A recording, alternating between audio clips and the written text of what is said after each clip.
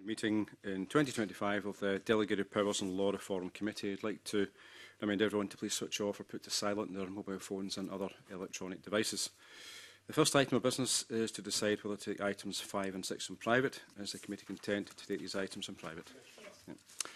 Under agenda item number 2, we're considering an instrument subject to the affirmative procedure. No points have been raised on the draft Rural Support Improvement Miscellaneous Amendment Scotland Regulations 2025. Is the committee content with this instrument? Yeah. And does the committee wish to note that the original draft of this instrument was withdrawn and the present version relayed following questions raised by the committee with the Scottish Government? Yes. Under agenda item number 3, we are considering an instrument subject to the negative procedure. No points have been raised on SSI 2024-387. Is the committee content with this instrument? Yes. And moving to agenda item number 4, today we are taking evidence on the committee's inquiry on framework legislation and Henry VIII powers. For our first panel, can I welcome Rosemary Agnew, the Ombudsman, Scottish Public Services Ombudsman, Lloyd Austin, the convener of the governance group, the Scottish Environment Link, Johnny Hall, the Deputy CEO and Director of Policy at the National Farmers Union Scotland, and Adam Strakura, the Associate Director for Policy, Communications and External Affairs at Age Scotland. Welcome to you all. Can I remind the panel, first of all, not to worry about turning on the microphones because that will happen automatically. And if you'd like to come in on a question, please raise your hand or indicate to the clerks. And that there's no need to answer every question, simply indicate that this is not for you to respond to. However, please feel free to follow up in writing to any question after the meeting if you wish. And finally, that we do plan to spend approximately 1 hour on questions this morning before we go into panel number 2. So with that, we'll move on to the questions. In your written submissions, you've all expressed your views on when you think framework bills may be appropriate and when you think they would be less appropriate. Are there any particular policy areas where framework legislation may be more appropriate, and if yes, why, and if not, why not? I'm happy to kick off. Okay, thank you. Obviously, representing the farming and crofting interests that I do, I think it's very, very clear that if I particularly refer to the Agriculture and Rural Communities Scotland Act, which was passed by the Parliament last June, clearly in the world of farming and crofting and how integral that is with government policy and objectives around things like food, climate change, biodiversity, rural communities and so on, farming and crofting are very much long-term issues, so we need to be able to adapt and develop policy over time, and having the flexibility of a framework bill is, in our opinion, very much what we require and very much what we got within that piece of legislation. That means that ministers have powers to do a whole range of things that are prescribed in Part 2 of that particular Act, and that therefore gives that flexibility going forward as things change and as the dynamics of what Scottish agriculture is facing up to and what it's being asked to deliver. It gives that scope for whatever ministers decide to do in terms of objectives, in consultation with ourselves and other stakeholders, to maybe adjust and amend things. If things were written onto the face of the bill and they were fixed for a significant period of time, or indeed required further primary legislation to amend them, then we wouldn't have that flexibility and adaptability. Thank you. Yes, Lloyd. Yeah, thanks very much, Vina, and thank you to the committee for inviting us to give evidence today.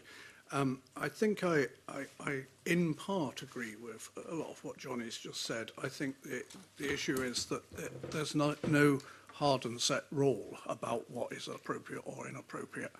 I think flexibility is an important issue in terms of using framework approach to provide that flexibility. But I do think that it needs to be caveated with the fact that that flexibility should be within limits, and that the primary legislation should set limits to the policy, and that in a sense where it's substantive, that should be on the primary legislative side of things. I think I agree with Johnny that in the agriculture and rural community side, a framework approach was appropriate. But what I disagree with Johnny is that the actual bill was so framework that it could have actually resulted in all sorts of outcomes, some of which the NFU may not have liked. So I think they were taking things slightly on trust that all of the political parties were pushing in the same direction, and therefore the secondary legislation is going to deliver. And therefore, from our point of view, we felt that the framework in the agriculture bill could have been more substantive to effectively define the policy outcomes and the policy objectives more clearly. Thank you. Rosemary? Thank you very much and good morning. I think I in principle, agree with a lot of what my colleagues here are saying.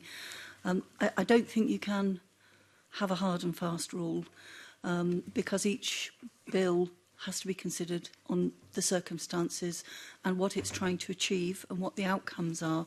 But I do think as a general point that when setting up a new organisation in particular, it's helpful to have a framework type approach because you do have that flexibility to develop some of the lower level policy, the policy on how you run the organisation, your processes, your governance.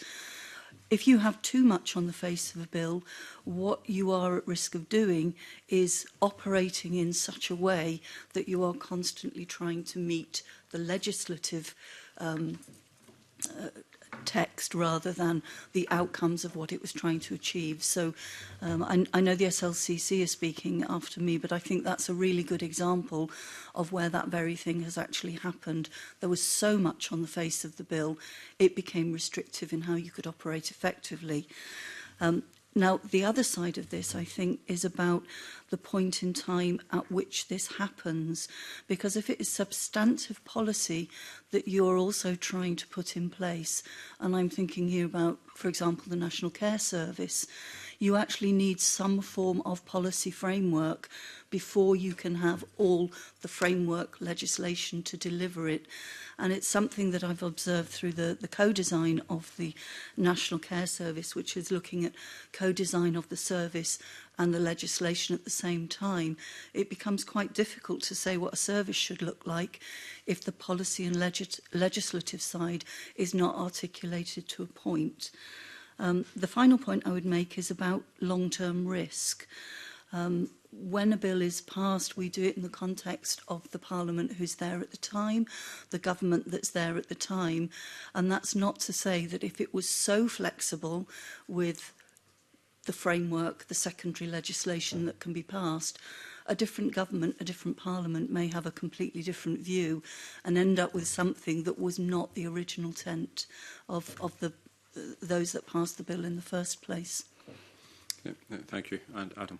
Very briefly, thank you. There'll be circumstances, and I think as the NFU have described, where a framework bill has worked well for that purpose. I think we'll have seen examples where things are moving at a fast pace. I think the Coronavirus Act is probably one example in this Parliament where having sort of flexibility around fast-moving and changing circumstances, some things out with this Parliament or Scotland's control, quite frankly, and to be able to adapt to that, and particularly where there might have been parliamentary consensus, that you can sort of see here's the purpose of this bill, this is kind of the direction we're going, and making sure the government has the necessary fast-acting powers to adapt. So there's certainly circumstances where it's possible. I think from looking at evidence you've received thus far and even scrutinising this whole process,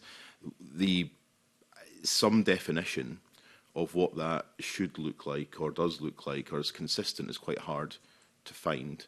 And I suppose to the Ombudsman's point there, where a government or a parliament can really change its view on what's necessary, depending if the votes are there or not. So I definitely think there is a good place for that, but being used too freely when there's a lack of detail to begin with and just we'll fill in the blanks at the end is certainly not good for that kind of public scrutiny and even committee scrutiny, quite frankly. And we've seen that in a few examples thus far. Okay, no, thank you. That takes us nicely to the next question. That is regarding the definition.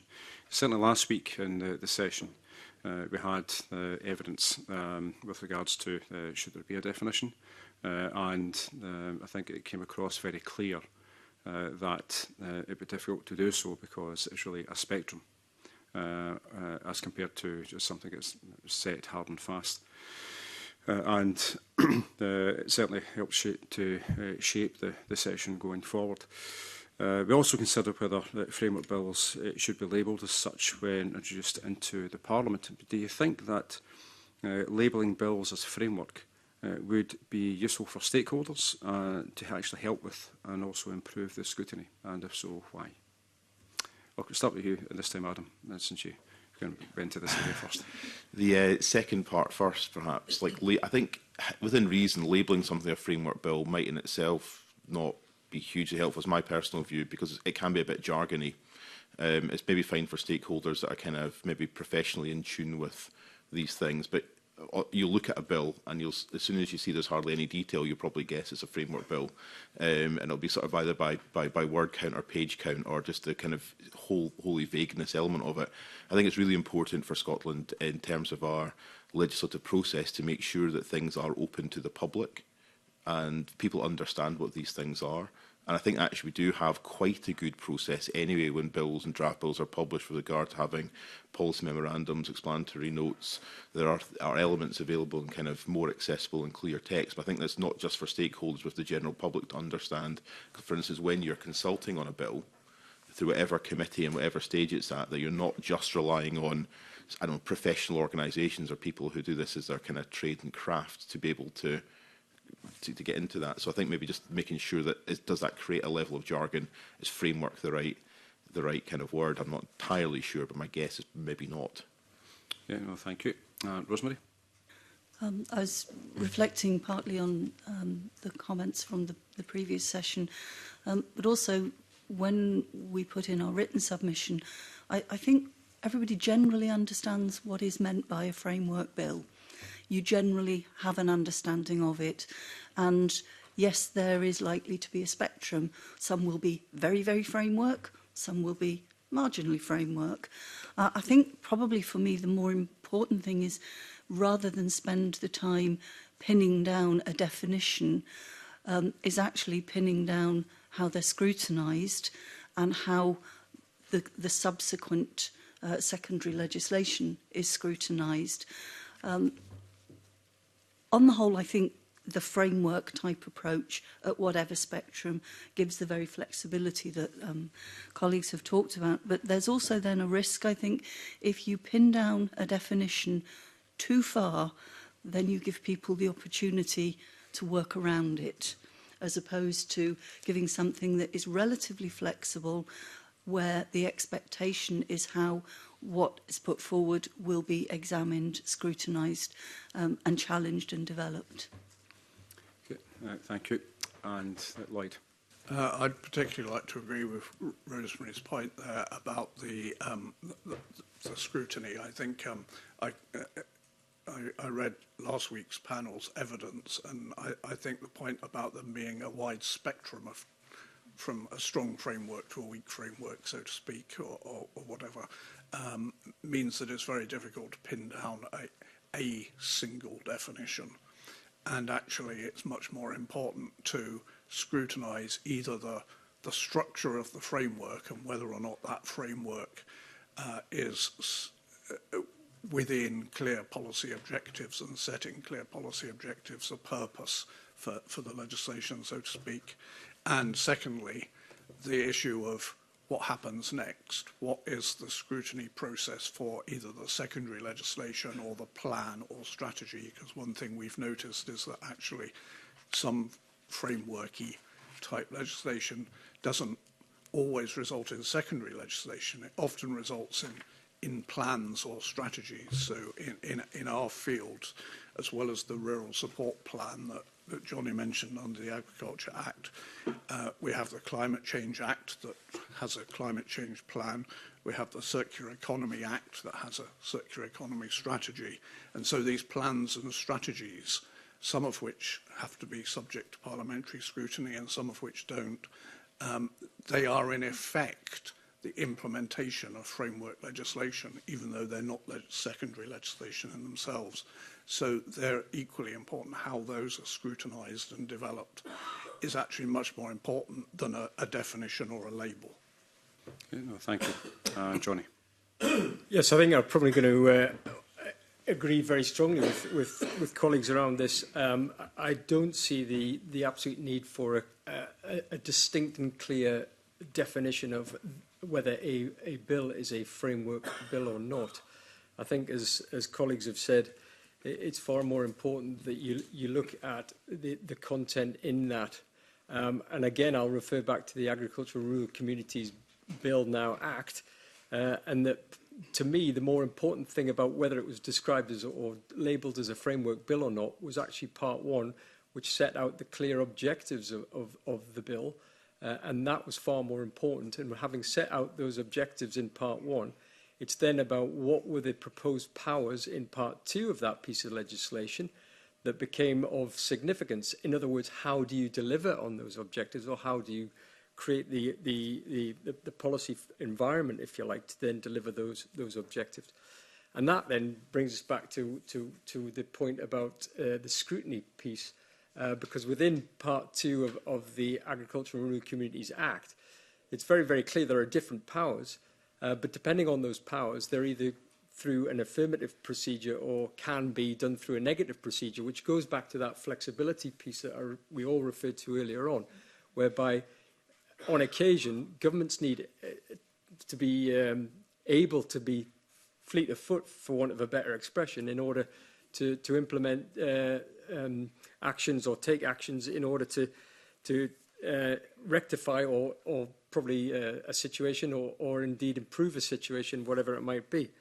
And again, what I particularly like about the Agricultural Rural Communities Act is, and we've referred to it, is that there is a rural support plan which is an obligation on Scottish Government to produce, and that will be done through consultation and should be, therefore, scrutiny within the Scottish Parliament as well. And it's that sort of framework, to want to use that word, I'm afraid, that we can all then operate and see where we're going. But I do not think that the primary legislation needs to be a binary choice as to whether it's framework or otherwise. It's more about what's in the objectives and then what are the powers to then deliver those objectives, which is far more important, in my opinion. Okay, no, thank you. Finally from me, we've heard in terms of respondents sending information into us, we've heard kind of a range of views with regards to whether there should or shouldn't be guidelines on when framework legislation can be introduced. So what are your thoughts on some type of set criteria being established governing when framework bills can be introduced? And I know certainly in the submission from NFU Scotland, you highlighted 3 points in your submission that, and I'll read them out. First of all, that there's a need to deliver flexibility and adaptivity to mitigate possible future challenges. Secondly, extensive work is undertaken with relevant stakeholders before and during the parliamentary process. And thirdly, a clear indication of the overall required outcomes is set out by the Scottish Government. I'll start off yourself first and then Johnny. I think we've probably already touched on some of those issues to a degree. I think, understanding the policy objectives is very, very clear in the first place. An awful lot of that comes out in discussion and negotiation with government. Certainly the Scottish Government in an agriculture and rural sense has set out very clear objectives about where it wants to be. It has a vision for agriculture around sustainable regenerative agriculture. It has objectives around ensuring that agriculture and land use meets climate change targets, as well as continuing to produce high quality food and all the rest. So if you like, the vision or the end point is relatively clear. It's then, in my opinion, about how Scottish Government then engages with key stakeholders, of which there is a range. It's not just about farming and crofting interests, but environmental interests, community interests, and so on.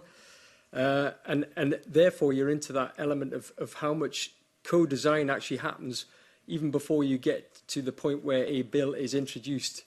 And I think that's been very, very important, and has certainly been the case with agricultural policy in Scotland since Brexit, in a sense. I mean, yes, we had to have a degree of stability, and we had the Agriculture EU Retained Law and Data Act in 2020, which provided that continuity around the Common Agricultural Policy and how it continued to deliver much of the same policy through that period of 2018, 19, 20 into 21 and so on.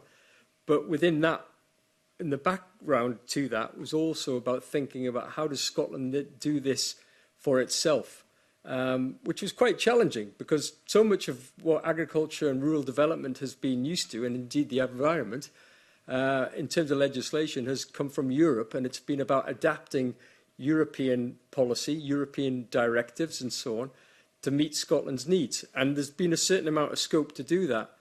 But again, there's been a long history of doing that with engagement with stakeholders.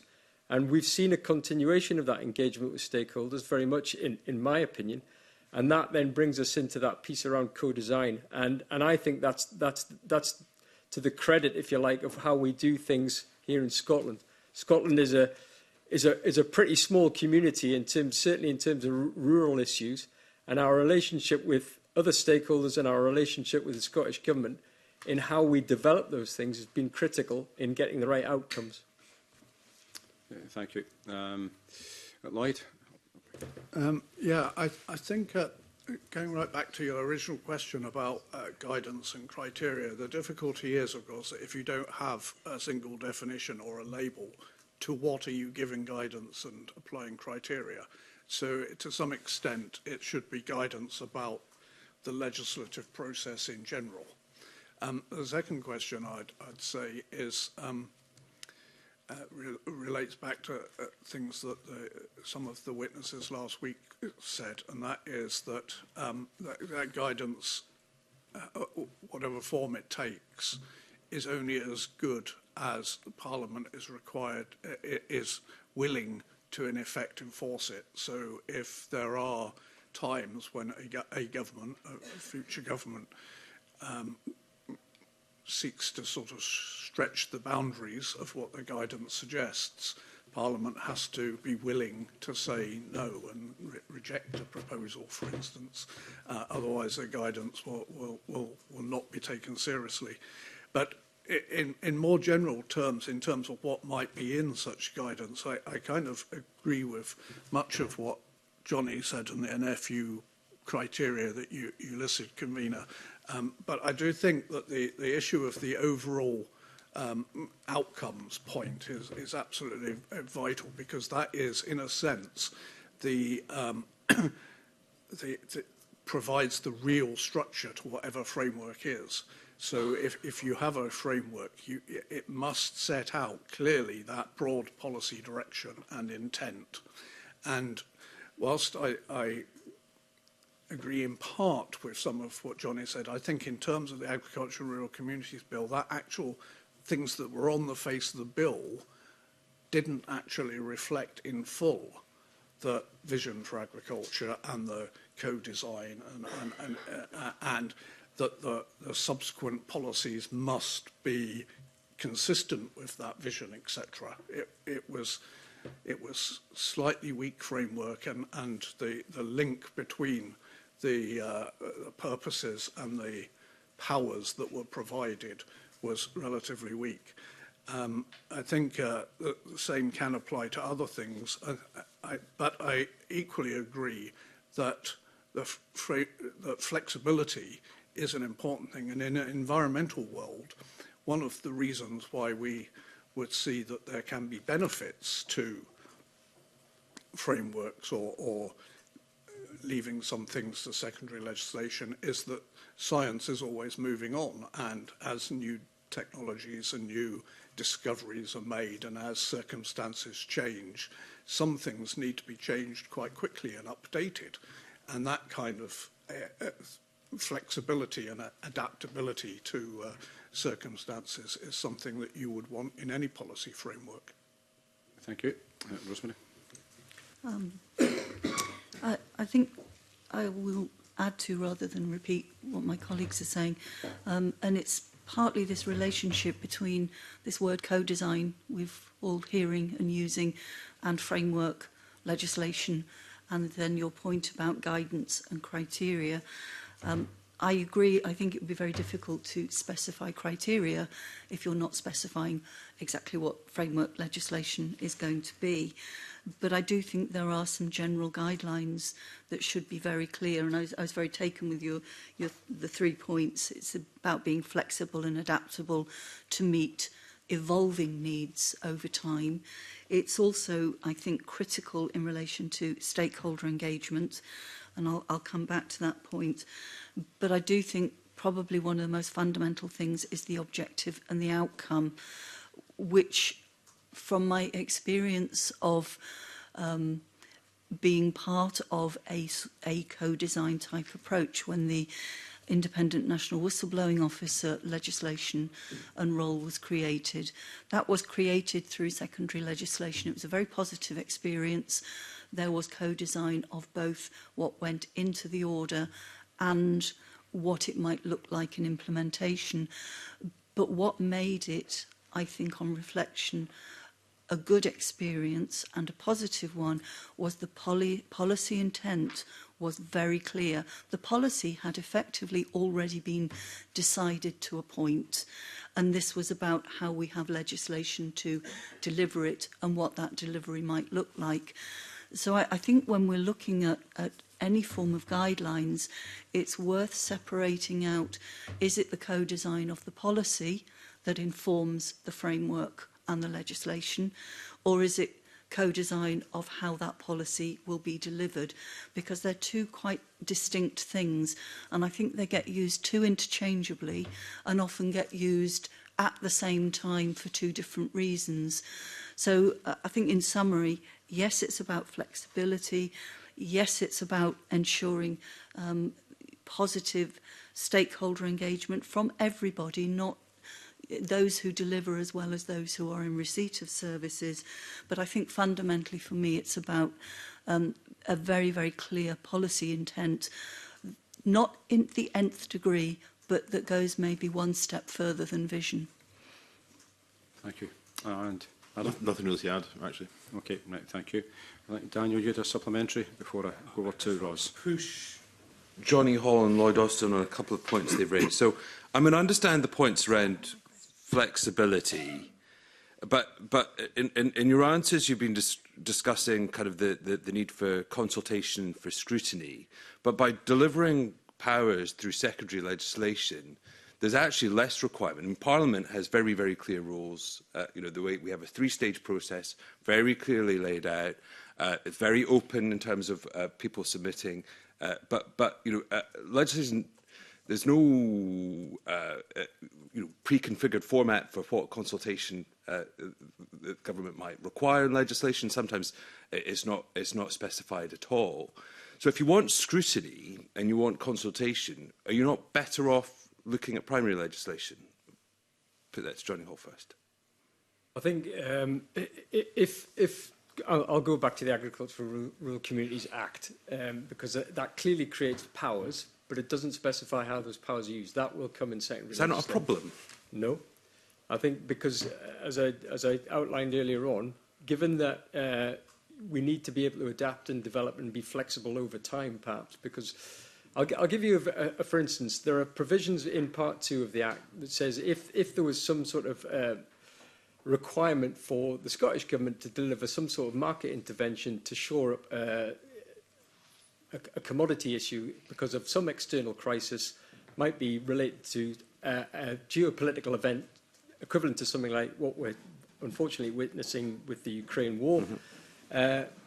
If that was not in the powers in the first place, ministers here in Scotland would have their hands tied.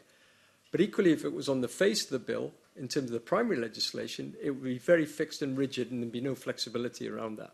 I'll give you a very real example of that. In the floods of 2023, October 2023, Scottish Government was able to move pretty quickly on the back of creating something called the Flood Bank Restoration Scheme, because flood banks had been blown out, and was able to provide funding and so that farmers could fix flood banks and restore them very, very quickly using financial support from the Scottish Government.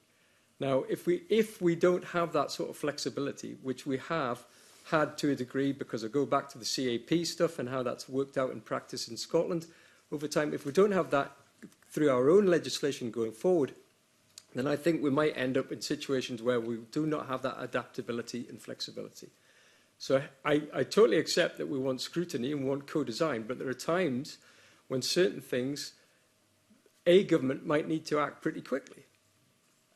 Or as the objectives change, and as Lloyd referred to as science and evidence changes, you might want to actually change the way in which you're delivering current policy through different mechanisms. You might want to change the levers. You might want to change the levers in terms of financial support, capital investment, whatever it might be, in order to bring about the outcome or to prevent an outcome that was an unintended consequence. So given that we can probably legislate without using emergency procedures within a 3 to 4 month period, why is that? In emergency situations, well, a 3 or 4 month period might be a bit too long if all of a sudden markets collapse or something like that.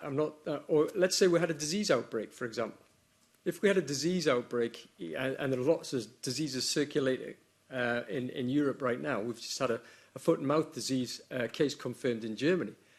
So if and I'm not, I think on a foot and mouth disease issue, it would be actually a UK-wide basis, not a Scottish Government decision only. But if we had an outbreak of a disease as horrific as that, what measures could any government put in place and put them in place quickly? If they didn't have that flexibility and power to do those sorts of things, and I'm just giving that as a for instance, then I think that would be a danger. Well, you're talking about legal restrictions or financial? Both. Okay. I mean, financial things, you're at the discretion of the government, aren't they? They are, but they also need a legal basis to be able to give financial. You cannot...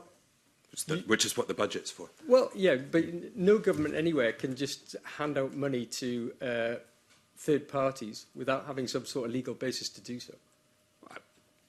I think they can, but I'll leave it there. Ross? Thank you, Convener, and good morning, everyone. Thank you for this. You're very much touched on the questions that I'm looking to speak about, specifically co-design, if we can start off with that one. And Lloyd, I'm going to come back to something that you mentioned, if that's okay. Because it's that idea of a weak framework to start with, and then that secondary legislation coming in.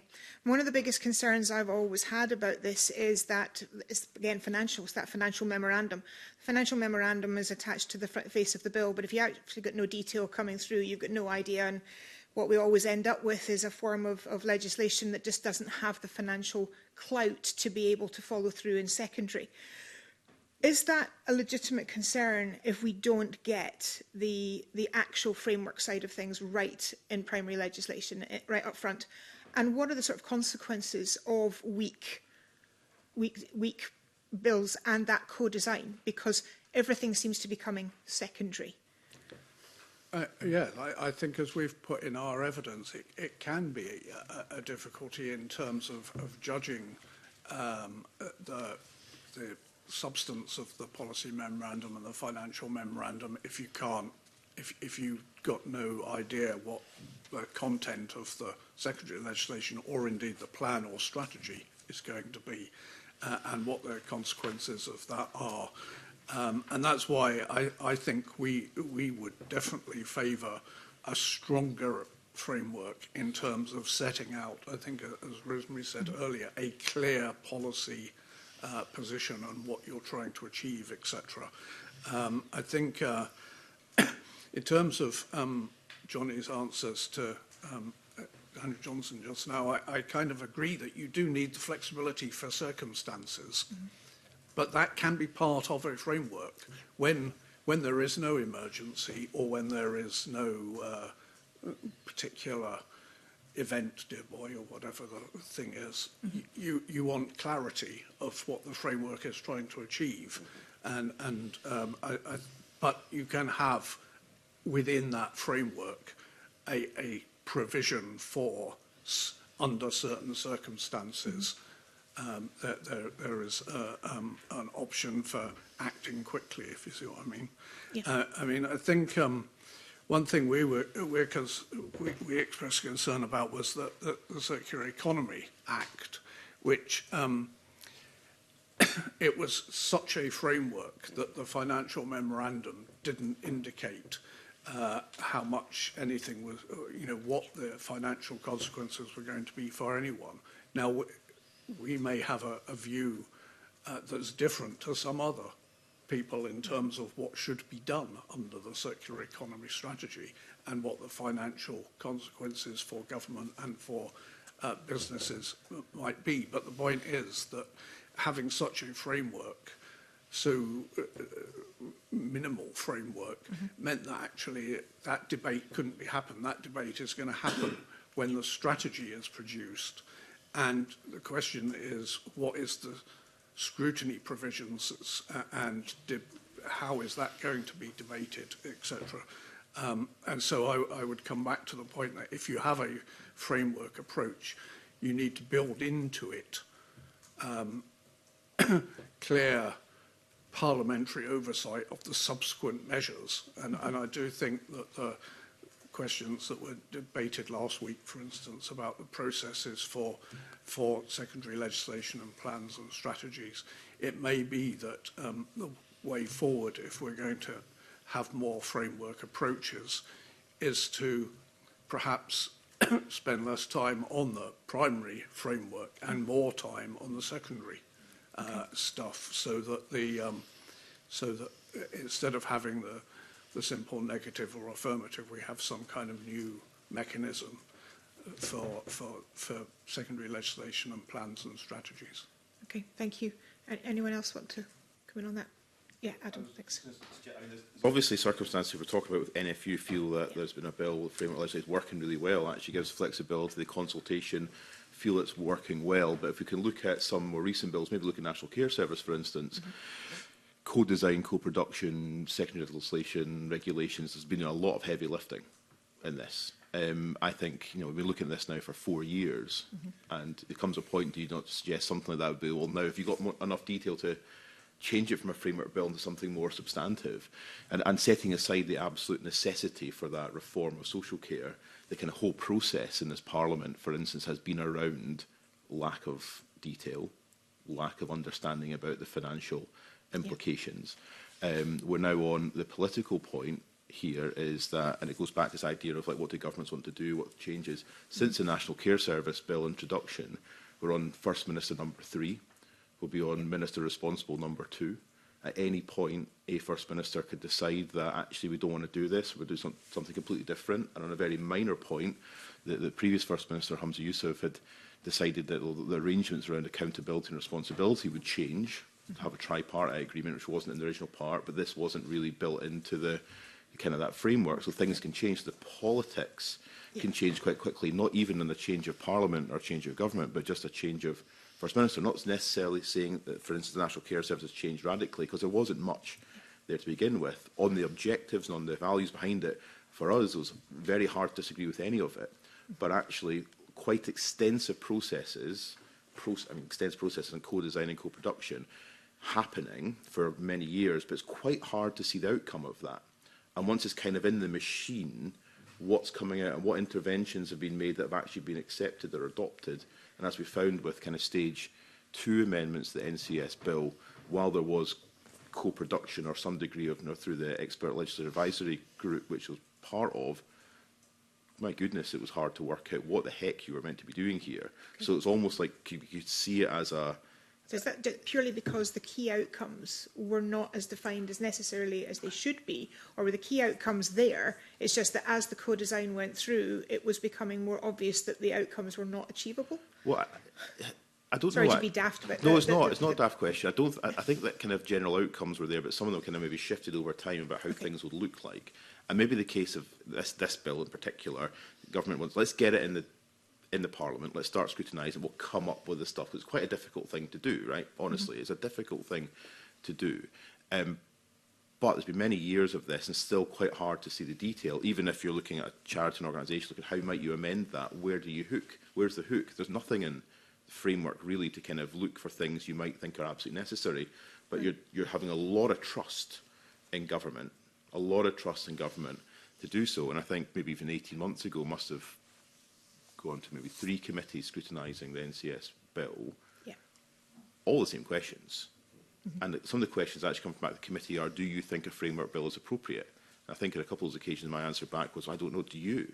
Actually, the power of the Parliament, power of the committees to think, is this relevant? And maybe going back a couple of questions to convener's question earlier on about, where these things might be appropriate, to what degree do committees have that power or strength to say, actually, government, this isn't good enough. Can we send that back? Can you come back with, this is not right, this is not good enough to do? But I certainly think there's the politics and the kind of the trust in some of these things, and secondary legislation and beyond is doing so much heavy lifting, it's really hard to know where the right interventions are happening. But there are some occasions of this. It might not be the case for all, as we've seen with NFUs. So back to that case-by-case basis that was mentioned earlier on. I will have to sort of wind up, so I'm going to come back to you, Rosemary, if that's okay. But in your answer on the sort of co-design core principles side of it, can you also just give an idea of when it would be the wrong approach? Is something that, like Adam has just said regarding the National Care Service, could that be just framework is just the wrong approach? If you could just give your insight into that as well. I know I'm throwing it all at you now, unfortunately, Rosemary, but I do have a sort of time frame. Okay, I'll start with the co-design bit and just build on something I'd said earlier. I think the word co-design is of itself misused, and that it is not, in my view, a process for deciding policy. Good stakeholder engagement to get all the views, as my colleagues have described, about what the policy should be is critical. The design bit is what it says on the tin. It's about how you design the service to deliver that policy. And I think the National Care Service, because it's so big, has perhaps at times mixed the two up. So we've had a bit of what's called co-design about what the policy should be, whereas, in fact, what we probably needed was a bit more stakeholder engagement on the policy, and then the co-design on how we deliver that policy intent. Now, just touching on something Mr Johnson had raised as well, I recognise his concerns, and when we come back to the guidelines and is framework appropriate, I don't think it's the word is the framework appropriate, is the way that this bill in its circumstances is being taken forward. And it might not be a case of criteria, it might be a case that there are guidelines for what you must ensure is there on the face of everything. There has to be a clear intent. There has to be some form of statement about what is known about the financial side of it and what needs to be known, and at very least some indication of what the need is that's being met, because it's not always clear from some framework approaches what is the unmet need that this bill is here for. So I think the guidance is probably more about what you're expected to have done before you even bring this bill to us. Okay. And I'll stop there because you're short on time. No, thank you. And my apologies, Johnny, but I think you've answered where you think it's a good idea, and I didn't want to encroach on that. Thank you, Convener. Okay, thank you, Rose. Jeremy Balfour.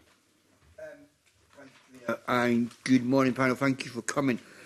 Just before I move us on a wee bit, I'm interested if I could maybe go back to something Lloyd Austin said just in his previous answer, and that is in regards to spending maybe more time scrutinising the secondary legislation compared to the primary legislation. We discussed this a wee bit last week. I'm just wondering, from a kind of stakeholders' perspective, how would you see that happening? And how would you like it to see it happening? Maybe start with you and move on to others. I think there could be a number of ways of doing it, but I do think that one of the criticisms of primary legislation that is over-frameworky, if I might put it that way, as being too far up the spectrum in one direction, is that the secondary legislation or the plans or strategies implemented don't get subject to sufficient scrutiny, and that approach is a way of avoiding that scrutiny and debate.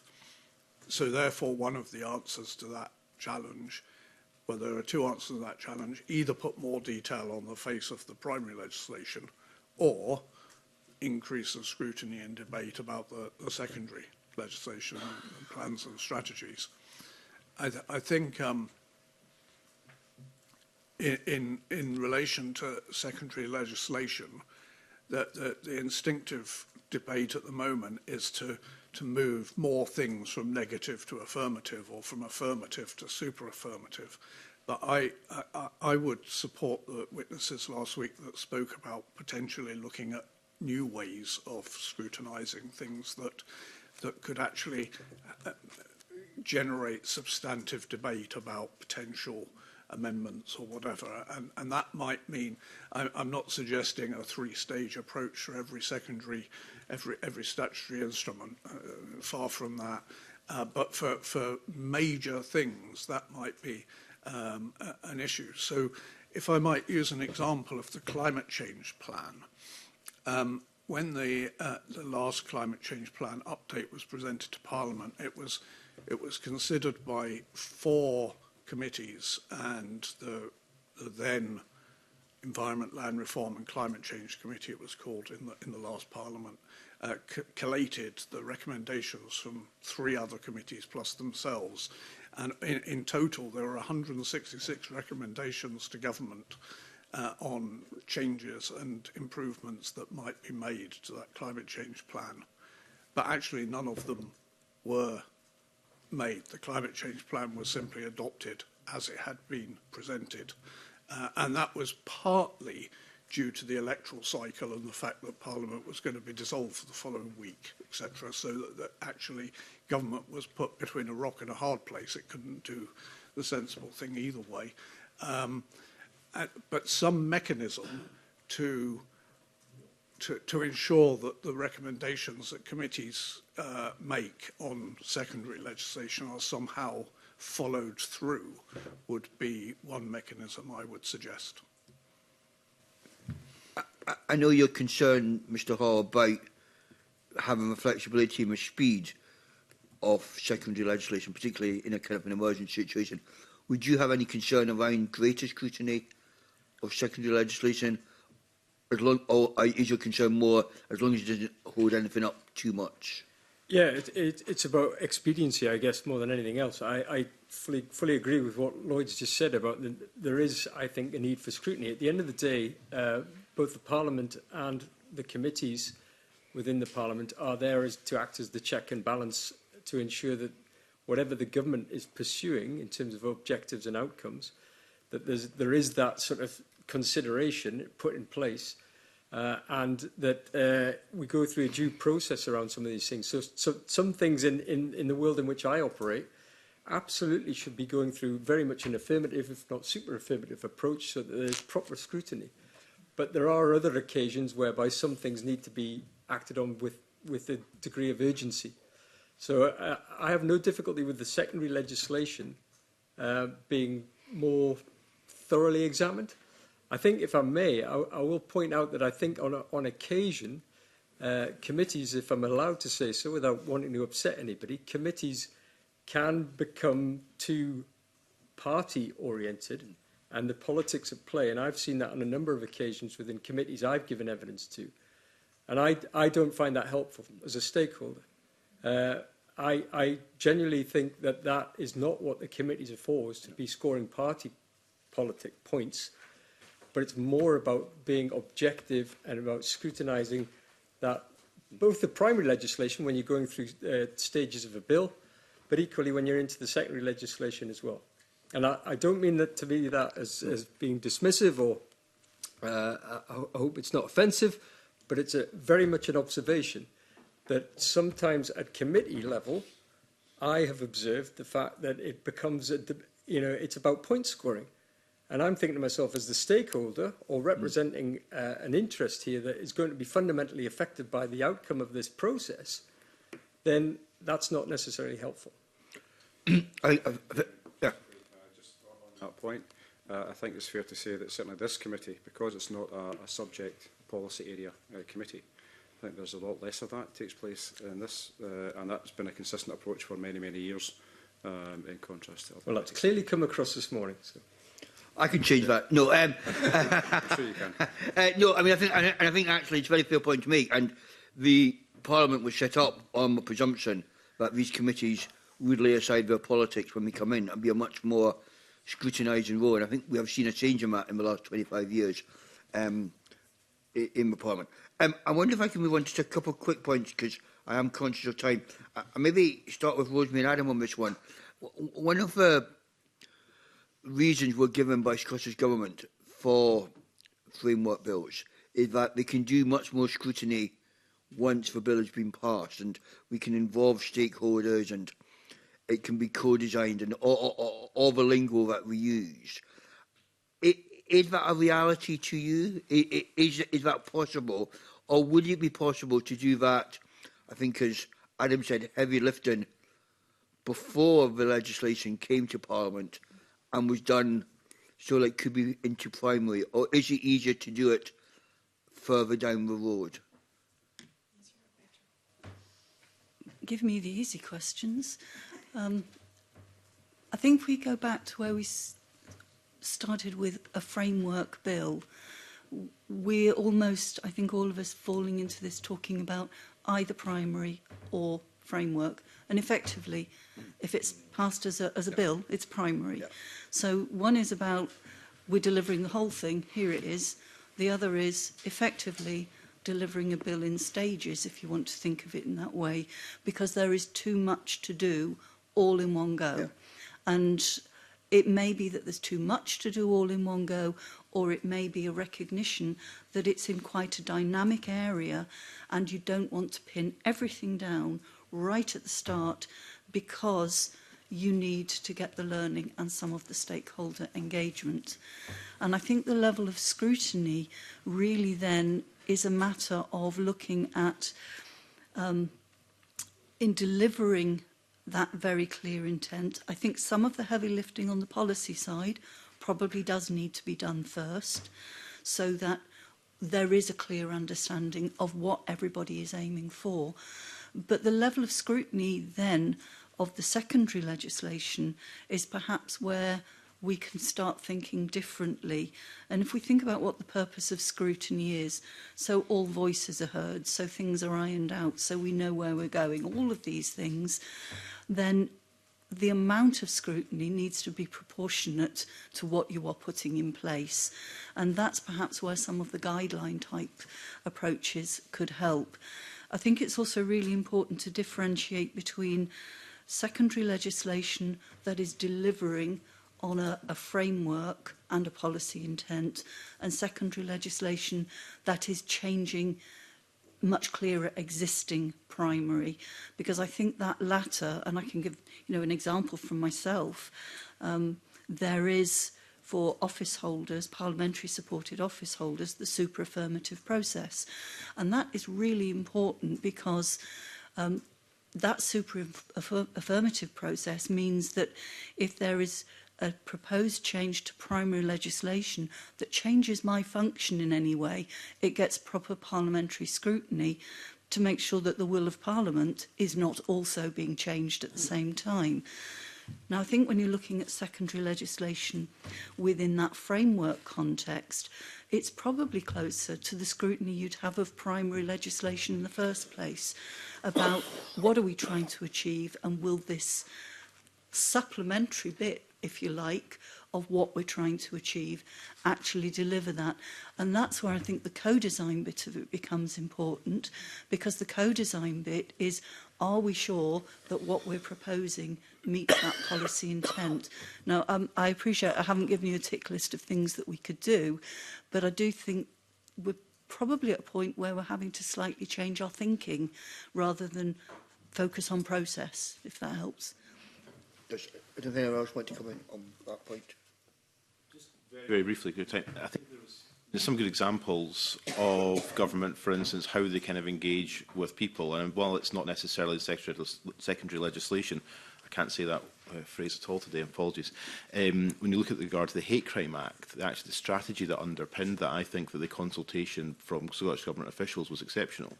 I think the approach to it, I think the kind of how they organised it, the willingness to listen to views, to go out of their way, I generally think it's some of the best kind of work that I'd been involved in, and I've been around this place for 20 years. I think, and that's just a strategy in itself, not necessarily secondary legislation. I said it once.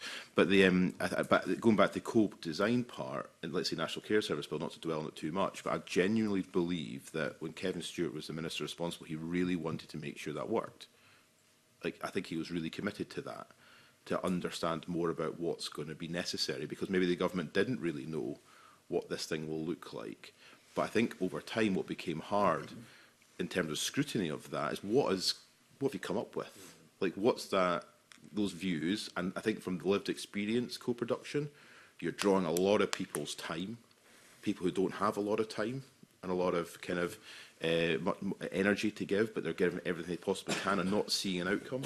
Not seeing something that we said this, you agreed, but actually the reality is something completely different. So the feedback loop, I think, is very difficult. And even with the expert legislative advisory group, lots of people with the National Care Service were brought involved in that. Nobody felt that was a good process. Nobody felt that it was, who was involved in it from the kind of the expert side, felt that there was an obvious outcome from those discussions and organised pretty poorly, but became under this guise of being kind of consultation and co-produced. So a lot of time you can put a lot into the system, you don't see anything out, and you don't see why there was no kind of outcome from that either. So there's good uses of these things, and there's also quite subpar examples. That's helpful. Just briefly, I wonder if I can just touch on one other point, and that is in regard to if you've got a framework bill, the financial implications. Well, obviously there's a financial memorandum, as my colleague Ross pointed out, but I think there would be questions about how well can we scrutinise the financial implications of secondary legislation, and I wonder if anyone's got any experience around that they can either positive or negative in regard to that type of making sure that what the government says it's going to cost actually is delivered at that price. Yeah, I think it becomes more challenging. Harder to predict, I would have thought, once you get into different elements of secondary legislation, because certainly from our point of view, there are lots of different pieces of secondary legislation covering all sorts of aspects of not just agriculture, but rural development and land use issues. So having a financial framework, if you like, as upfront is one thing, but actually what happens once you get further down the track, and there are different demands on what will be obviously a limited resource. The other thing that I think is important at not only at the primary legislation end, but particularly when you get into secondary legislation, is how good are the regulatory impact assessments? What does this mean for, in terms of, I mean, one thing to look at how government funding will be developed and distributed and all the rest of it. But equally, I think what are the outcomes, financial and business implications of some of these secondary pieces of legislation? I think sometimes they're lacking as well. Okay. Thank you. Thank you, Commissioner. All right, okay, right, thank you. And Bill Kidd. Thank you, Convener, and thank you for all the detail that you've come up with there, because you've answered some of the things I was going to ask anyway. But so what I'll do is I'll actually combine a couple of wee things, if you don't mind. Obviously, Henry VIII powers being those which allow ministers to change primary by secondary legislation. But do you think that the nature of Henry VIII powers are well enough understood by stakeholders? Do they have it explained to them, or is it just assumed that they can fit in with that? And from your own experiences of being involved in the scrutiny of a bill with granting of Henry VIII powers, what are your reflections on how the scrutiny process could be improved? What can make this work better? Please. Anybody? Adam. Well, just very quickly. Sorry. Sometimes the name itself. I mean, the Henry VIII powers is about as antiquated as it gets, isn't it? I mean, it's really for people in this committee who are, to paraphrase Mr Balfour, who met the other week, kind of legislative geeks who'll be really be into the weeds, and I don't mean that in any disrespect at all. If anything, for me, it's the highest compliment of the land. But actually thinking about when you go digging around, what does that mean? Yeah. For the public and for lots of stakeholders, people quite new to it might have really big contributions to make. I don't think they'll really know, or indeed have proper reporting back on when they've been used, how they've been used, and what opportunity there is to maybe use them as well. Because some people might see an opportunity to change something through the course of Parliament. But I mean, to be perfectly honest, I think it's the title itself is antiquated, but the mechanism might be necessary. But it's hard to see when they've been used,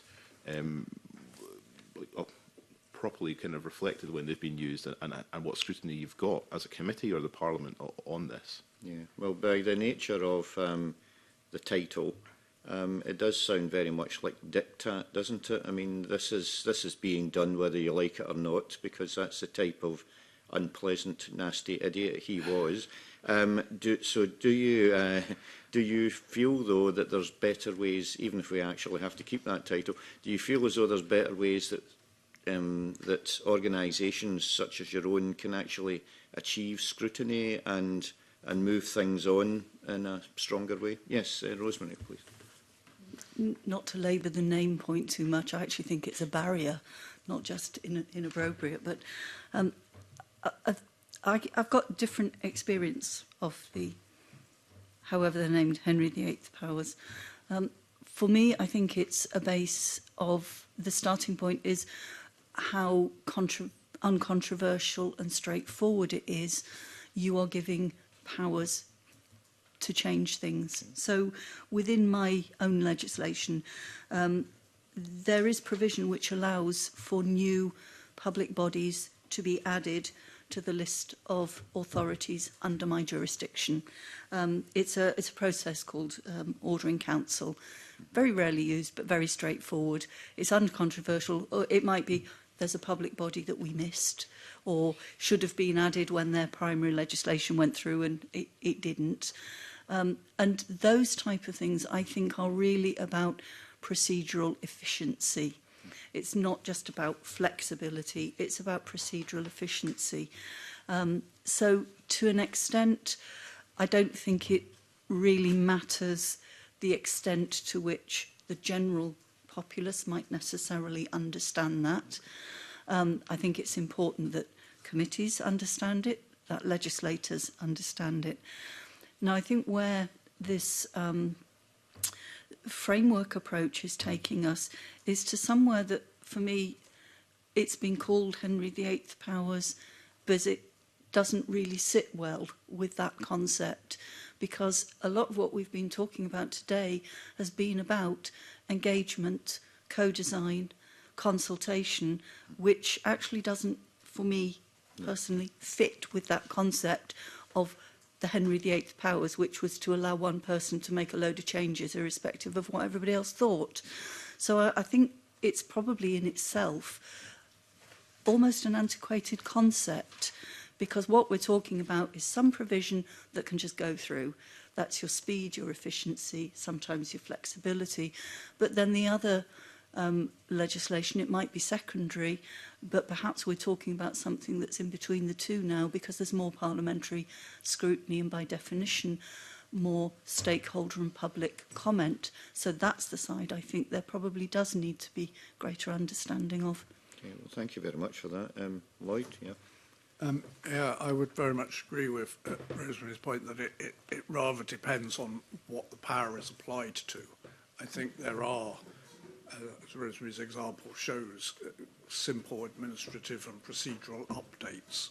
So, for instance, changing a financial figure on an annual basis to rate by inflation and things like that. That kind of administrative update, if that is changing primary legislation by secondary legislation, that seems to me to be quite administrative efficiency. And because secondary legislation is subject to approval by Parliament, whether or not it's negative or affirmative, it's not really one person saying, or the executive saying, this must happen. It's only perceived as that if Parliament nods it through without thinking about it. So to some extent, I would throw the question back to you as parliamentarians and say, to what extent are you scrutinising the secondary legislation that in terms of actual experience of it, I think what matters is that the committees are scrutinising the primary legislation that establish a Henry VIII power, or whatever modern title you give it, actually recognise that. One of the difficulties is that some of these powers are often towards the end of bills, and committees are pressed for time, and they focus on amendments at the early part of a bill, which is often the policy substance, and then some of the subsequent sort of procedural things at the end of a bill sort of don't get so much attention. In practice, the only environmental experience we've had of Henry VIII power has actually been in a Westminster bill, but which affected Scotland, which was the Levelling Up Bill, which was a Brexit-related issue. And actually our concern there was that it was more of a devolution question than a primary-secondary question, because it was creating a Henry VIII power for UK ministers to amend Scottish legislation, which was something that we didn't agree with at the time, and we probably don't do now. It may be a historic matter now, because I think that the new UK government is not pursuing that line. So, but that's another interesting area of Henry VIII powers that where we've experienced the interaction between the two parliaments. Okay, thank you. And Johnny, do you want to add? Nothing to add, really, other than to fully endorse what's just been said, particularly the points that Rosemary made. So nothing extra to add. Okay, well, thank you all very much indeed for that. Thank you. Okay, thank you. And Daniel Johnson. Thank you.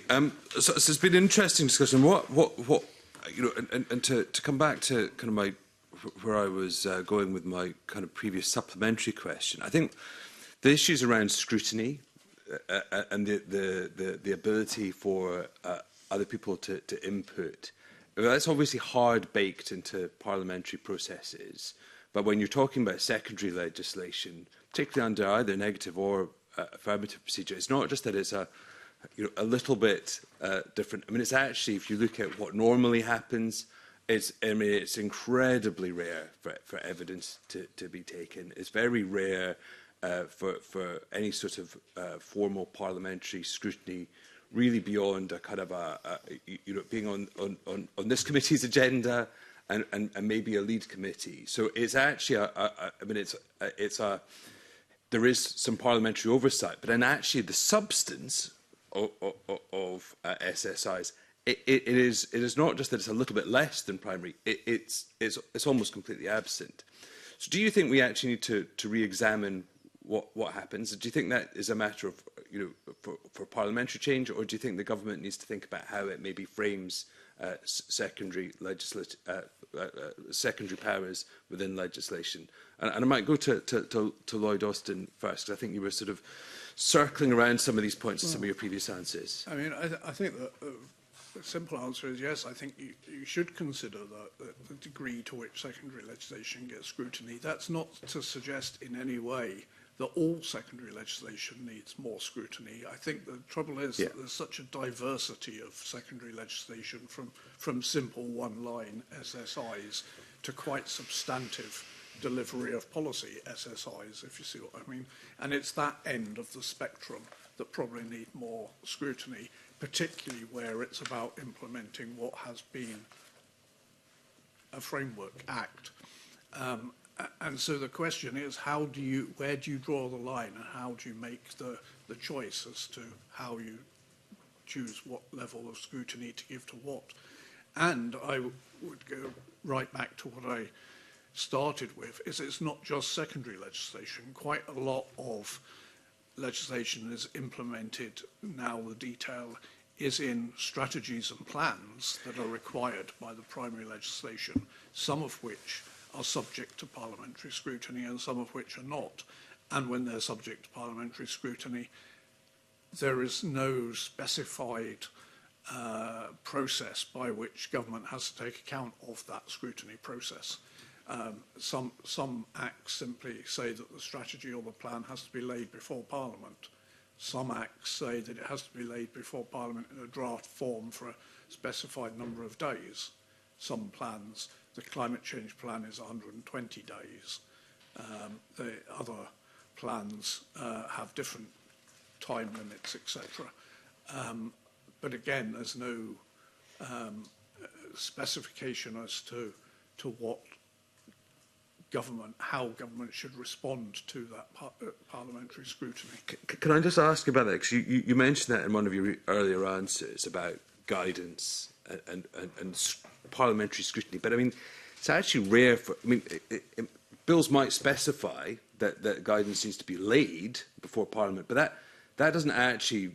I mean, it's really essentially like a notice period before it's introduced. It doesn't actually require any input. And certainly there's no ability for Parliament to amend or update. I mean, obviously committees could take evidence if they wanted to. But are you sort of suggesting that maybe some thought be given to kind of a parliamentary role for guidance, particularly when it's sort of a substantial matter? Yeah, I mean, I gave the example earlier of the last climate change plan, which 4 committees scrutinised and produced a whole series of recommendations. Government formally responded to that, but some of the responses were, this is a matter for the next government, because we were in the run-up to an election. And whether the next government did anything or not was unclear and still unclear. I think that actually one of the things with all these forms of secondary and implementation processes is that the devil is in the detail, and the Parliament, whether it be scrutinising the processes or doing post-legislative scrutiny, which is another means of checking on implementation, that is a crucial role for Parliament, and more power to your elbow in doing it. Thank you. Rosemary, I was just going to come to you. Again, I was quite interested in some of your previous answers, which were similar to some of the things that were discussed last week, actually, that there's not necessarily a hard and fast distinction between framework bills and non-framework bills. And maybe it's more about actually how secondary powers delivered through secondary legislation are framed and structured, and that you can have very broad and open powers and others which are very well specified, that actually the kind of the broad parameters are set, but it's actually about the detail or the levels which are left to secondary legislation. I mean, do you think that perhaps that needs to be a greater area of focus, of actually looking to have kind of models for framing secondary powers, given that most legislation will have some secondary powers, very rare for legislation to come forward that has none? Is that kind of what you're suggesting, that we sort of think about actually how secondary powers are framed and structured, rather than focusing purely on whether things are framework bills or not? Yes, to an extent. As I've been listening to the discussion, the 2 words that came into my head were passive and active, because a lot of secondary, if it's done through even a basic affirmative process, is quite passive. So you used the example of it's laid, it's more like a notice period. And I wonder if this is the time to start reflecting on the discussion when the framework, or whatever we want to call that bill, is passed, about giving a view of which of those secondary bits of legislation Parliament would like to scrutinise in greater detail.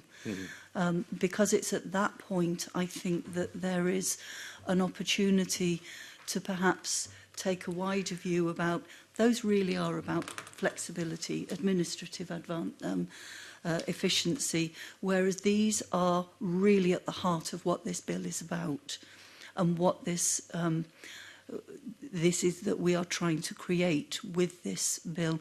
And so it might be that what we think about is less of you do point A, then you do point B, then you do point C, is at that very first primary stage discussion actually setting a marker for where you think the greater scrutiny needs to be. And then that is an opportunity to be more active in terms of the secondary stage. And I guess what I'm probably coming to the point of is that no, there's no hard and fast rule. I think if you start trying to write them, you'll just go round in circles because everything is dependent on the circumstances of it. But I do think there are some general approaches which are a development and an evolution of what is already done.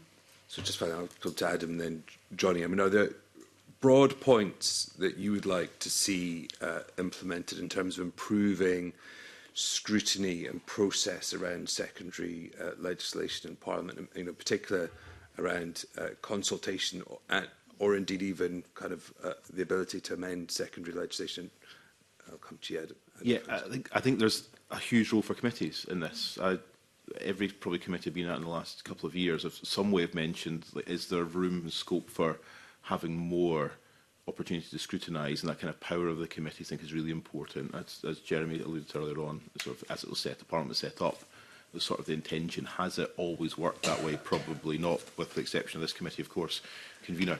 I think that there's a lot you've also got to think about with consultation on the huge amount of time and effort it goes into for stakeholders to take part in them to begin with.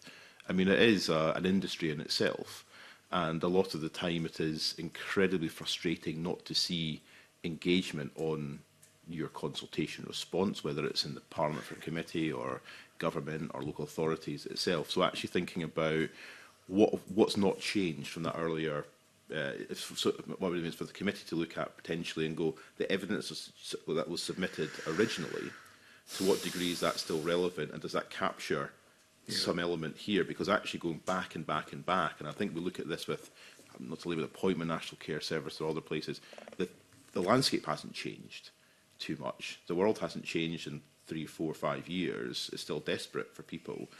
Do you have to keep going back to ask, how desperate is it?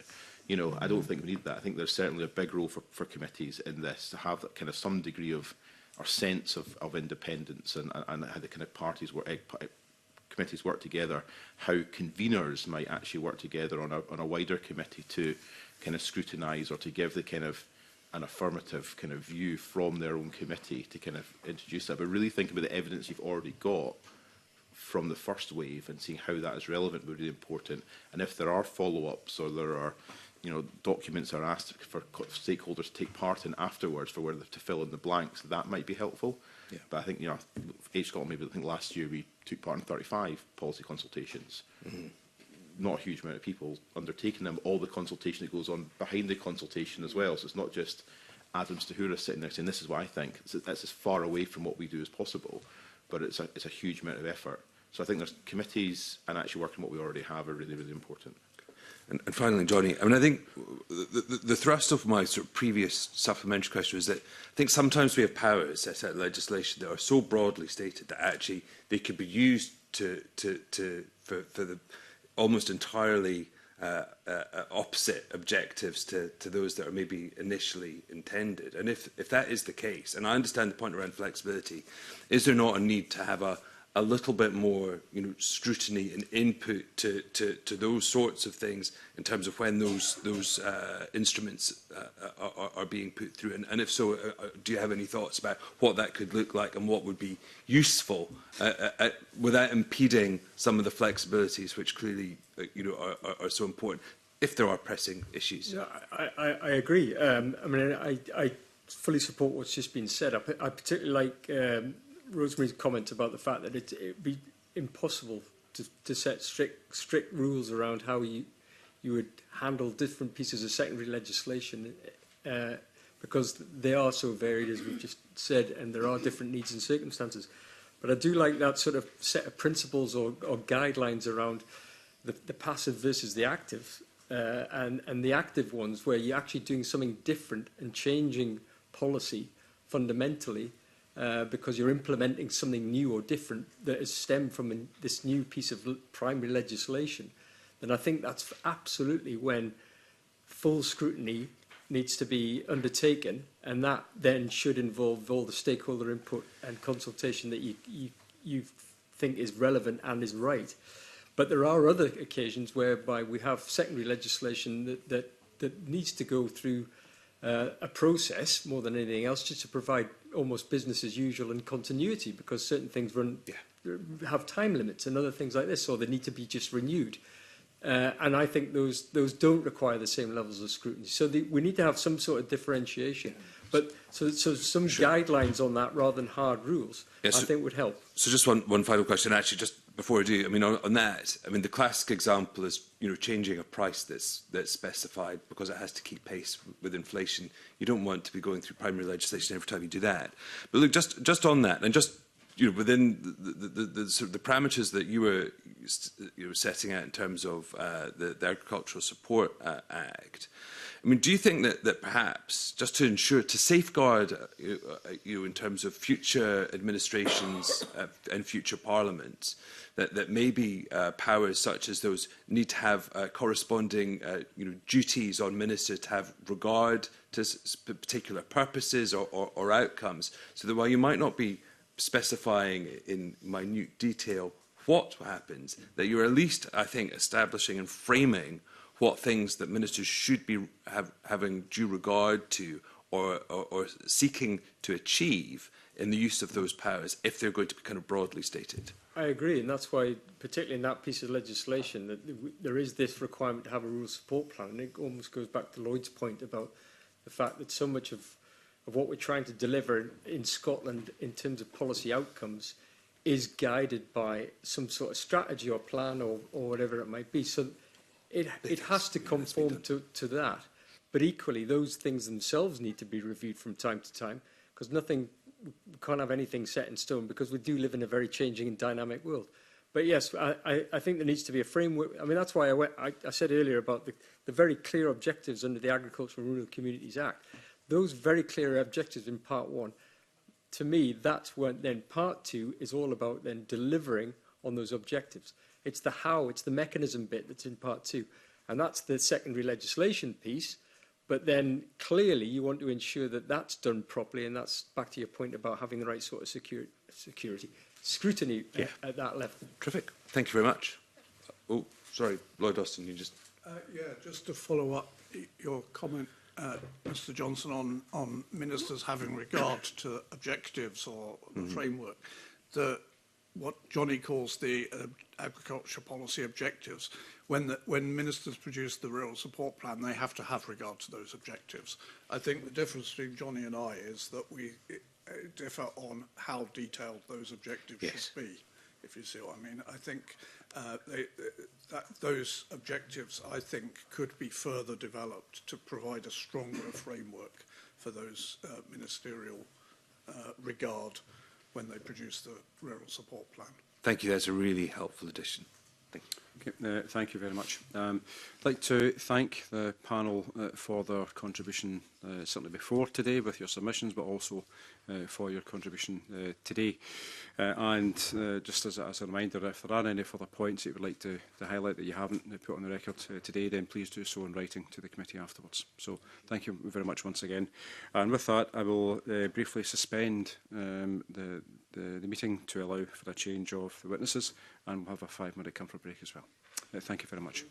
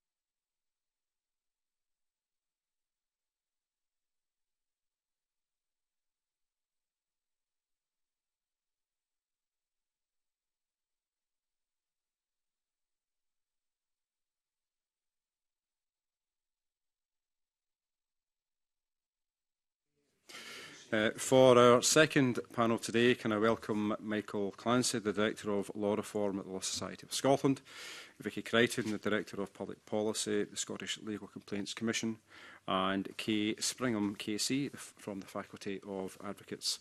So, welcome to the committee this morning. So before we start, can I just remind yourselves that please don't worry about the microphones, because they'll be switched on automatically, and also don't feel free to answer every question. Just simply indicate if it's not for you, then that's fine. But if you do want to come in, then please just indicate either to myself or indicate to the clerks. And we do plan to have approximately 1 hour for the questions. I know certainly panel 1 overran just a little bit. So with that, I'll just move directly to the questions. So I'm conscious also that yourselves were sitting in and you heard some of the comments from panel 1, and we'll have seen the official report from last week. Do you think that there should be a definition of framework legislation agreed between the Scottish Government and also the Scottish Parliament, and if so, why? And how would a definition actually aid its scrutiny? And I'll say certainly panel 1, there's quite a great deal discussed in that this morning. And are there any potential unintended consequences by having a definition? Kay. Thank you. May I begin my comments simply by saying that I'm here to speak to the Faculty of Advocates response, and if I say something beyond the response, it is my personal opinion. Sure. If I say something beyond the response. I think so far as the first question which you asked, Convener, about whether there should be a definition of framework legislation, I don't think we express a view about that within the response.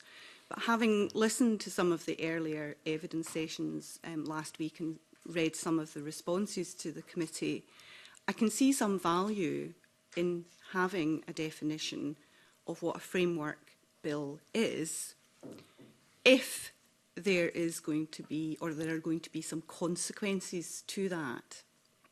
I think some of the academics last week said, well, it would be really helpful from our point of view of research, but that's not, with all due respect to them, I think the main point.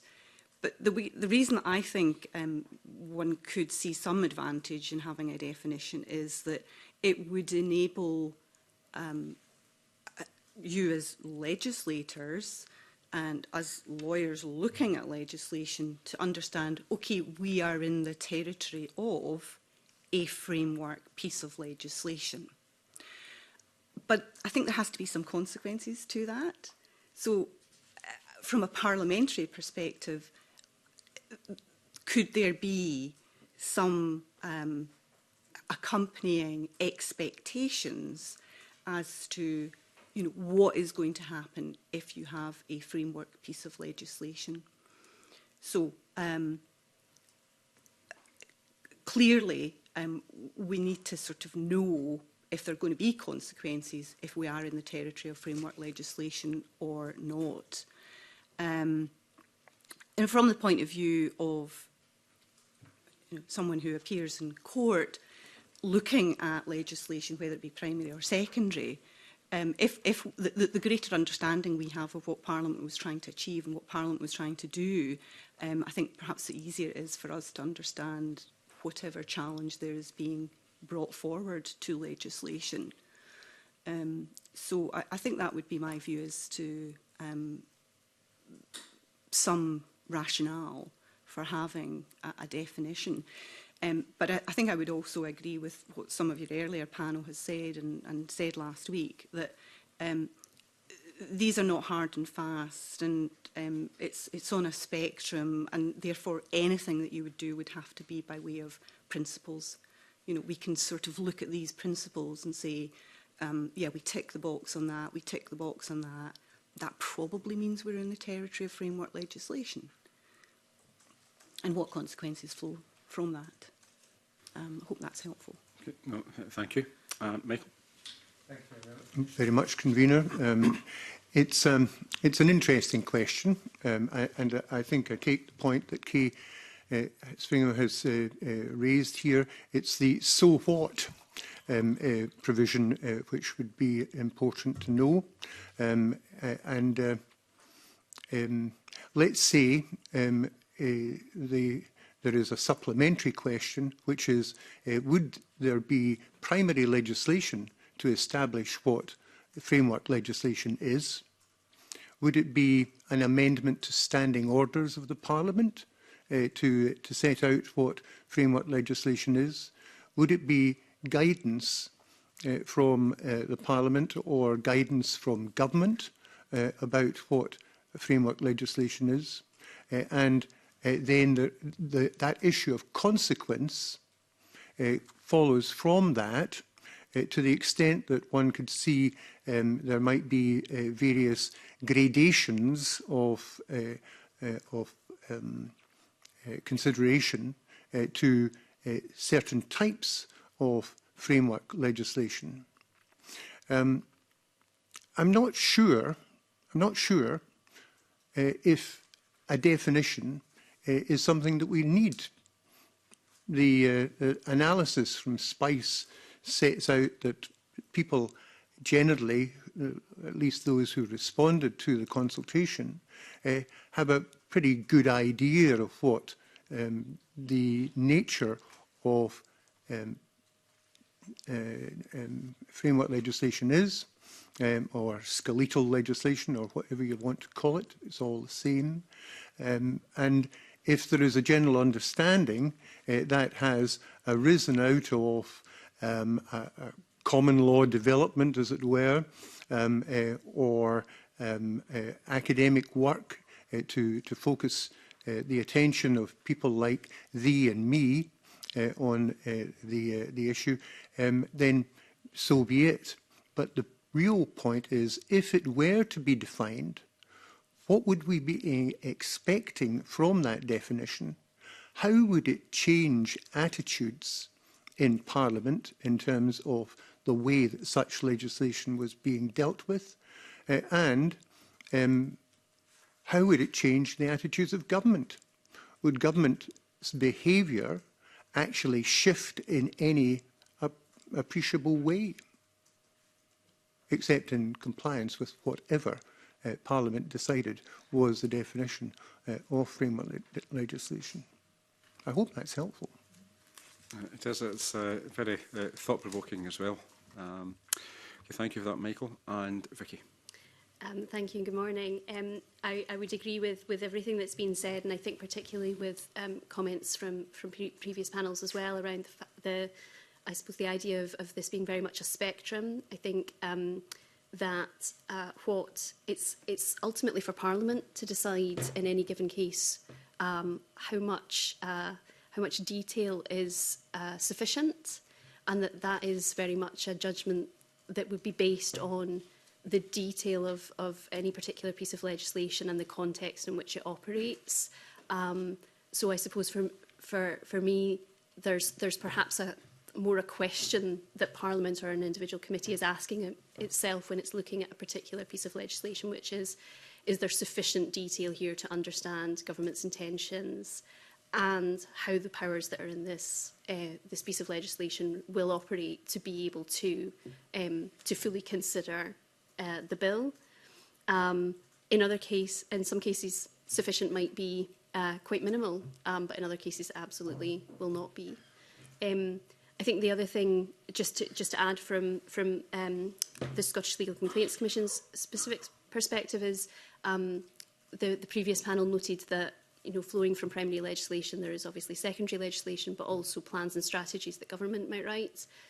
Rosemary helpfully teed me up to say there's legislation that sets up public bodies, and that legislation often requires those bodies to write statutory rules, for example, in terms of how they deliver their powers. So it's just to add into the mix another area where there are powers being granted not to ministers but to other bodies. And again, that question of scrutiny is really important in those circumstances. So what does the legislation say about how the public body delivers those powers, how it consults on things like its statutory rules? We have to consult on ours with a wide array of organisations, and what are the requirements for scrutiny from Parliament? So, for example, laying budgets in Parliament and so on. So I think there are multiple layers of where that scrutiny is required, and it will look quite different for different pieces of legislation. No, thank you for that. So obviously we've already touched upon the aspect of, and also we heard last week as well regarding the spectrum. So I think it's fair to say it would be difficult to get to an exact definition of what framework or skeletal legislation actually would be. But we heard last week and also this morning with regards to the potential for, should there be a set of criteria considering framework skeleton legislation. And certainly the NFU Scotland in their submission, and I read this out this morning, they highlighted 3 points, which I'll read them out again just for yourselves. And the first one was that there's a need to deliver flexibility and adaptivity to mitigate possible future challenges. Secondly, extensive work is undertaken with relevant stakeholders before and during the parliamentary process. And thirdly, a clear indication of the overall required outcomes is set out by the Scottish Government. Do you think those 3 points that the NFU Scotland have highlighted would aid any type of definition or assistance with regards to what people consider to be framework legislation, and also then the aspect of the scrutiny of said legislation? I'll start with yourself first, Vicky. Yes, I think it would, and I think it talks to the issues that have come out throughout this inquiry, and that play out in different ways in different pieces of legislation. I think it's really important that Parliament has a very clear idea of what the policy intent is, and that all stakeholders understand that as a bill moves into an act and into implementation. But the flexibility point is also incredibly important, and certainly, as you'll have seen from our evidence, where there is insufficient flexibility, that can cause real issues, and in our case as a public body, in terms of discharging our duties, being able to react to changing circumstances. It's important that Parliament sets out the expectations of a public body and what outcomes it intends to achieve, and holds public bodies to account for those. But the how we do it really should give us the flexibility to be able to react to circumstances, and where that's not possible, that can call into question whether the public body is truly able to fulfil those objectives. And I can give some more detailed examples if that's helpful. Okay, if you want to do that at the moment. I suppose within, I think the legislation, as both Michael and Kay will be well aware, the legislation that sets out the Scottish Legal Complaints Commission's powers is absolutely at the opposite end of the spectrum in terms of legislation. It's very detailed in the process that it sets out. That in a parliamentary debate on a bill can be very reassuring for stakeholders that they understand what's going to happen. But that legislation is now 18 years old, so there are things in there that we couldn't possibly have foreseen at the time when it was passed. And a really good example is there's a definition of documents that talks about, very much around paper documents, and starts to raise the question of, well, does that include the electronic documents that legal services are using now? But more fundamentally, in trying to respond to situations that arise, we had a situation over recent years where the collapse of a single law firm led to, as debated in this Parliament, led to some real issues. The flexibility in our processes that we would have liked to have been able to look differently at how we dealt with individual members of the public, individual consumers, thinking about our process just really isn't there. We think we could have delivered a better service had we had more flexibility, there are things we would like to have done that we couldn't. And we don't believe those would have fallen out with the purposes that Parliament expects us to deliver, but with a very tightly specified piece of legislation, it's very hard for a public body to step outside that specification, even in those types of circumstances. Okay. No, that's helpful, thank you. And Kay? Yes, well, I don't want to specifically comment on the legislation which my colleague Ms Crichton has mentioned. In relation to, I think your question was about the NFU's views about how to define framework legislation. I think I'm right in saying that the Hansard Society's response gives some suggestions as to how one might go about reflecting principles in order to define framework legislation. And I think on behalf of the faculty, I would simply want to refer the committee to that. As I've said earlier, and as we've all acknowledged, it's not a black and white situation, and one may have a mixture within legislation that one has framework provisions and it's not the whole piece that is framework. So I think there's got to be flexibility within any principles that are framed in order to really get to the heart of whether something that parliamentarians are looking at is framework or not. Thank you. And Michael? Thank you, Convener. Framework or not, well, of course, that really begs part of the question, because most legislation is frequently part framework and part substantive. And I think that that's an important consideration when we're talking about this, because, of course, the life of a bill can change very quickly from the moment that it's introduced through its stage 1 process and then to stage 2 and stage 3. And at stage 2, as we know, just with a nod to something we were talking about before the session began, a bill can turn out with 537 amendments being lodged for it.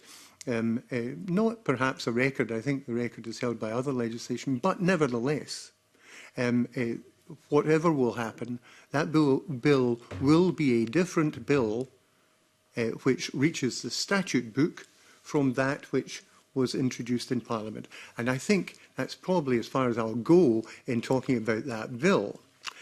But in our submission, we talked about the appropriate uses for legislation which was framework, and we drew heavily, as I think the faculty did too, on the Cabinet Office guidance in connection with that. So, filling in the detail of minor technical or administrative matters, situations where amendments to legislation might be needed more frequently than could reasonably be carried out by Parliament through the primary legislation process, when consultation is needed on the detail of policy, such as the level of fees, when operating in a new area of policy to give ministers an acceptable level of flexibility to make changes in the light of experience, to allow flexibility for policy to be made differently for different groups or areas, and where there are precedents for using delegated powers and where it is uncontroversial to do so. And of course, obviously, if those are the instances where framework legislation would be appropriate, then the reverse of those statements would be those circumstances where it's not appropriate. So if you're not filling in minor technical or administrative matters, then you should use primary legislation if it's going to be more than that. If there's consultation needed on a detail of policy as a level of fee, then you think about, why are we doing consultation after the event? Should we not be doing consultation before the event? And populating the bill as introduced with the results of that consultation.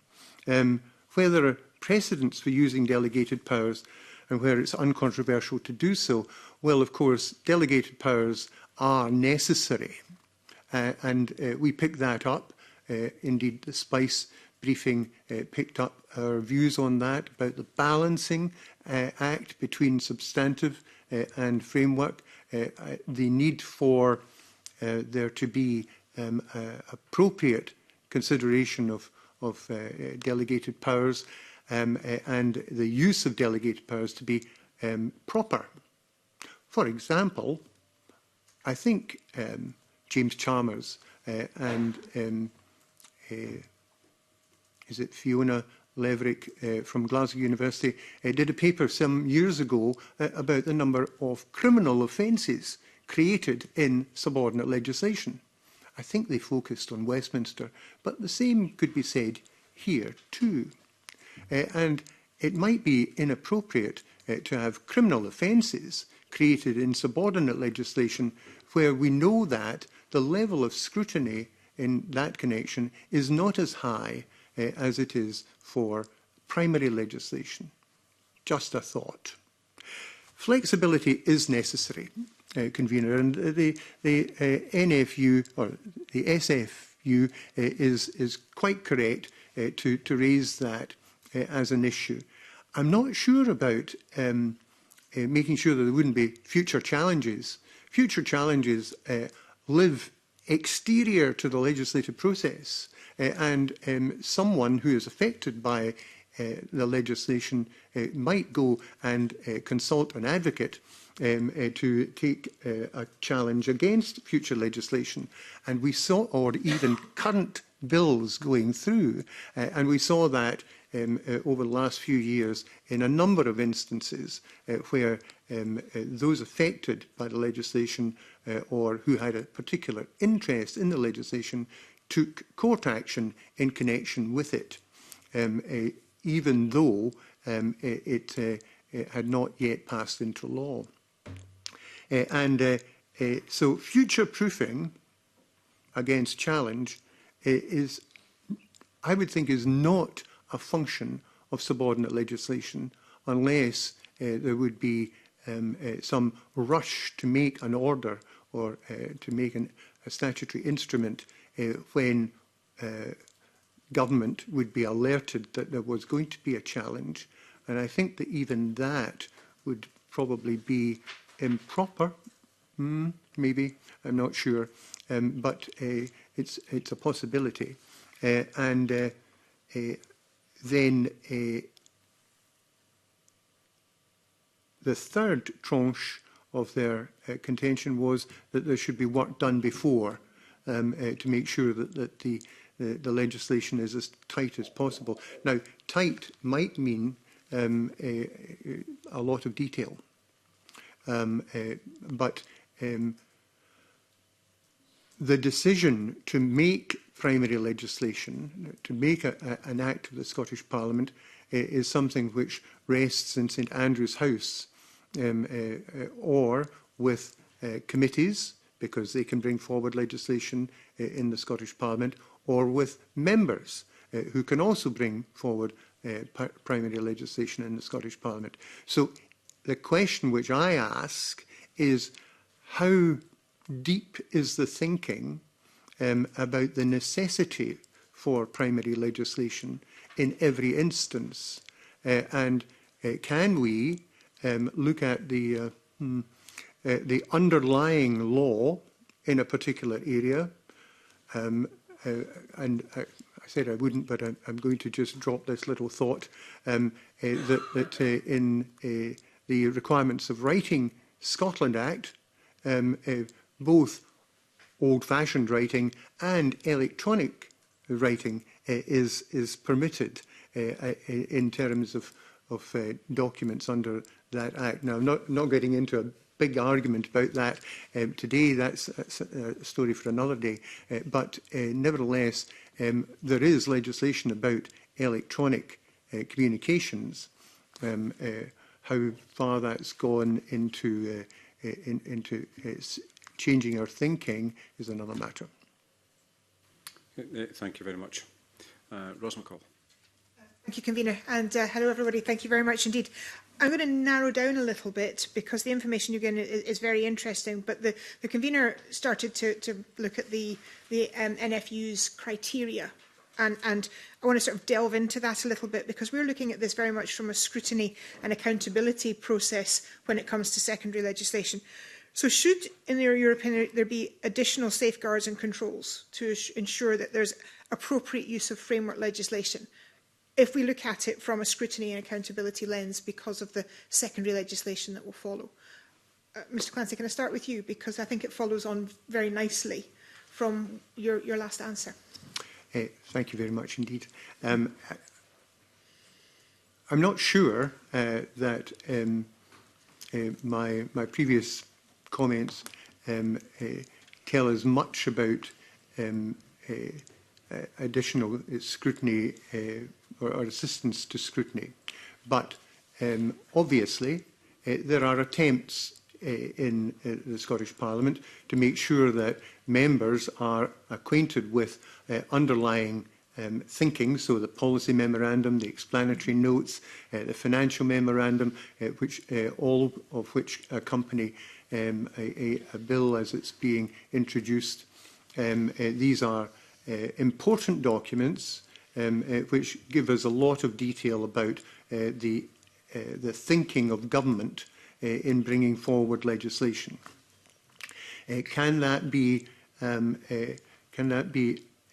augmented when it comes to subordinate legislation? Mm-hmm. Well, I think, of course, it can.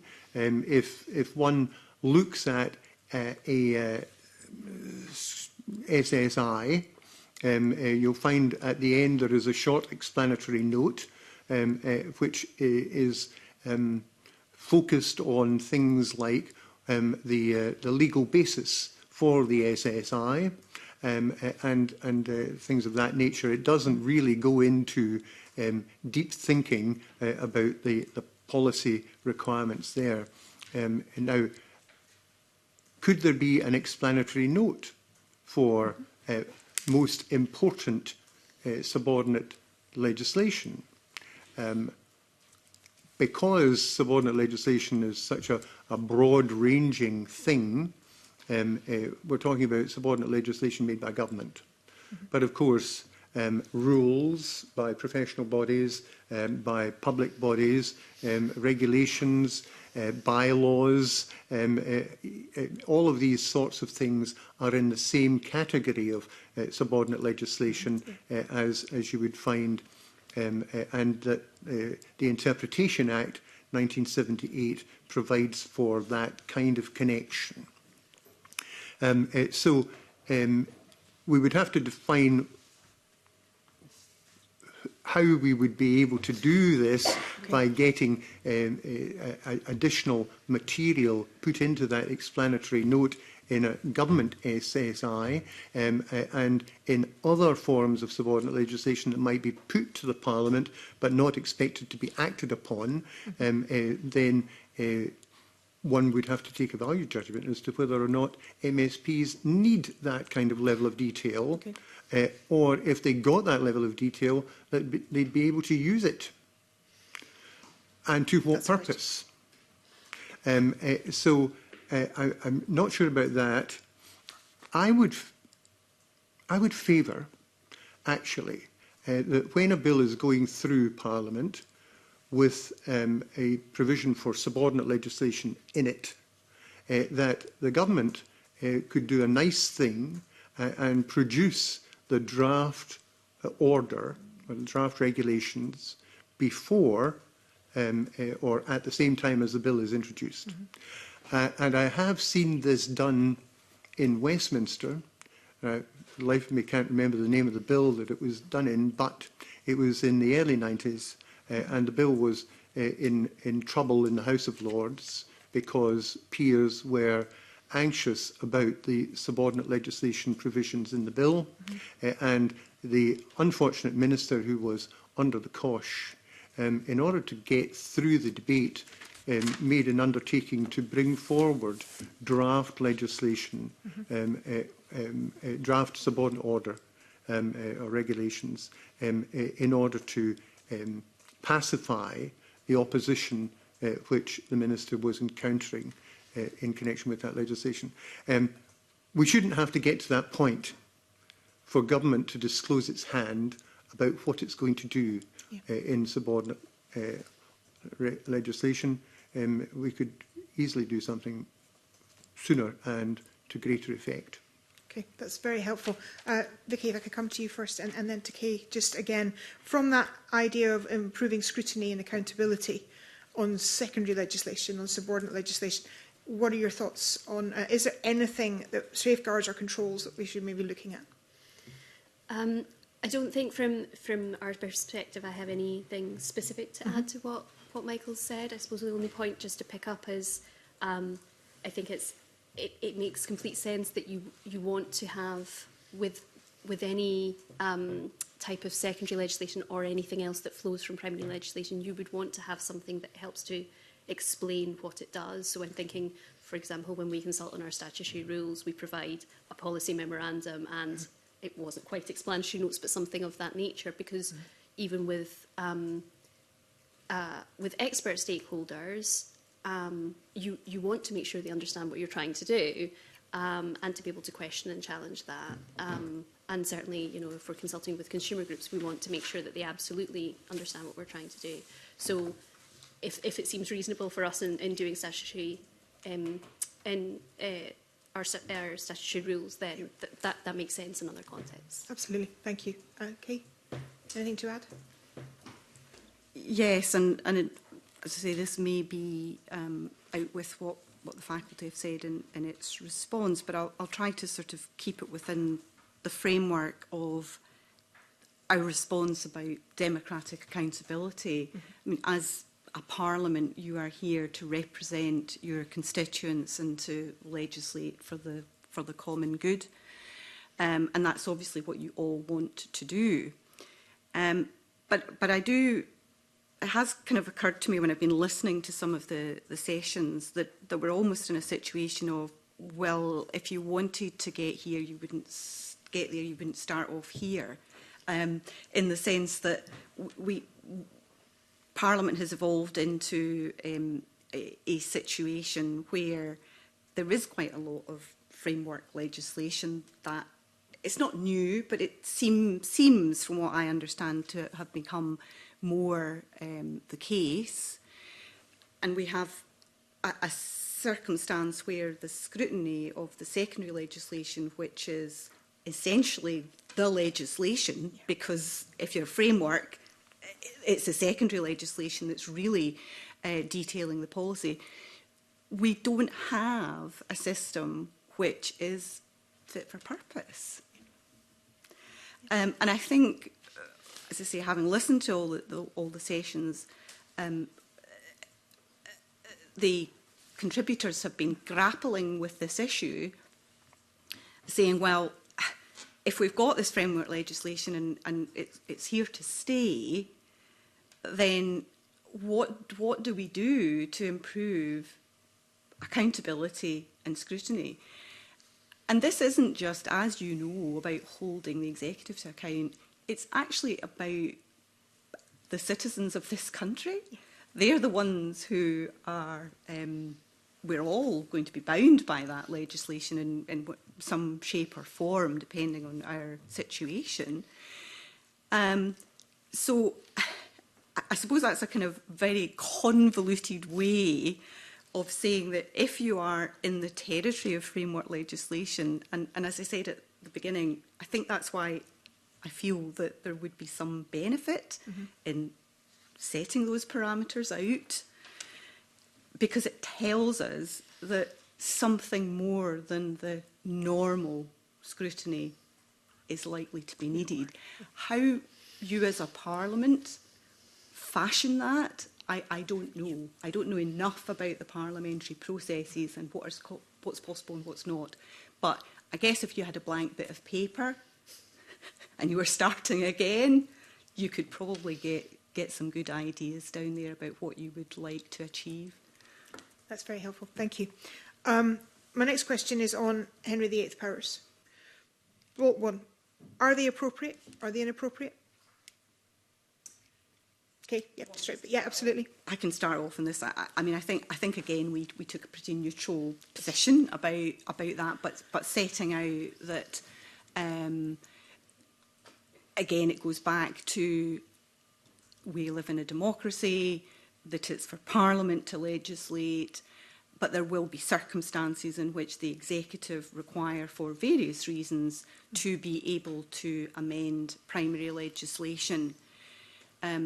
I think with that as a context, then there can be circumstances where a Henry VIII power is appropriate, but I think it's been suggested, certainly in some of the material that I've seen, that it should be seen as the exception rather than the rule. Okay. I can't remember which of the response had gone through various acts of the Scottish Parliament and basically did a tick as to whether there were Henry VIII powers in them, whether there was delegated powers in them, and pretty much all of them were ticked.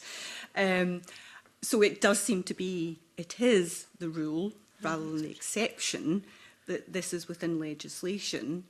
And I suppose from a democratic accountability point of view, one would be wanting to see within the primary legislation firm controls over when that can be exercised, so that you are constraining what the executive can and can't do. Okay, thank you. And again, just for time, etc., if Henry VIII, if they are appropriate at the right time, again, how can we improve that scrutiny and accountability? If I could just follow on with the other answers, because again, that is the angle that we are looking at when it comes to subordinate legislation. Rather than an answer, I can give you an example of how they've tried, how government has tried to use them in a particular context, and what happens with that. So we have within our founding legislation, there is what you might call a Henry VIII power. Mm-hmm. There was significant work alongside the policy development for the Regulation of Legal Services Bill, which is in Parliament just now, to look at whether those could be used to achieve what were variously called quick fixes or medium-term changes, things that could be done in the interim to improve the system while the primary legislation and the policy development was worked through. That was done very collaboratively by government with stakeholders to develop that. It went through what was probably similar to a normal primary legislation process, in that government developed policy with stakeholders, policy memorandum. There was a public consultation on that took place in a normal way, and that set out what would be delivered. Ultimately, because government was trying to do that in quite an open and collaborative way, rather than how you might expect that type of power to be used, it took almost as long as a primary legislative policy development. And what's actually happened is that those things have now been rolled into the bill, the primary legislation, which is going through, rather than being taken through under that power. So I suppose there's maybe just an example in there of, if you want a power that allows government to do something, but then you ask it, you look at the scrutiny that's required, at what point does that tip into being primary legislation anyway? And then it's just more appropriate to do it through that system than using this type of approach. Okay, thank you. And Michael? Having had a campaign which has singularly failed to have Henry VIII powers in Scotland renamed James VI powers, I think it's a good opportunity for me to say, let's try again. But the Statute of Proclamations of 1539 is a difficult piece of legislation to get over. I think Kay Stringham mentioned the reference in Acts of the Scottish Parliament towards the end, after the transitory powers which ministers are given, there is a power to amend any other legislation, essentially, and that is a persistent theme. It's just something that ministers put in their back pocket to be used at a future time. Probably not by the ministers who have made this legislation come into being. And so therefore it could be an uncontrollable element in our legislative experience to have such a provision in a bill which then becomes an act. I suppose the question is, does one need it? Well, part of the anxiety which I think I'm detecting here and in Westminster is that we have seen Henry VIII provisions used in UK legislation in connection with both Brexit and COVID. And the Brexit spillover, let's say in the European Withdrawal Act 2018, was about fixing deficiencies in UK law, and that cascaded down to devolved executives, so that Scottish ministers were given the same powers that UK ministers were, Welsh ministers the same, the Northern Ireland executive was given the same at that time. That allowed for very wide legislative making, law making in subordinate legislation terms to fix deficiencies which were where our law had provisions which were about EU membership, which had to be changed. Similarly, in the COVID legislation, there were provisions about the use of health regulations to deal with movement, etc. And these were very broad powers indeed. So, to be used in extremis is, I think, the phrase which we use in our submission, is all very well, and one could argue that Brexit and COVID were extreme circumstances, but to be used as a kind of ordinary add-on, I'm not entirely convinced. Thank you. That's very helpful. Thank you very much indeed. Thank you, Convener. Thank you. And Jeremy Buffer. Thank you, Convener. Good morning to the panel. I want to just follow up that point briefly. I don't want to go down too much of a rabbit hole.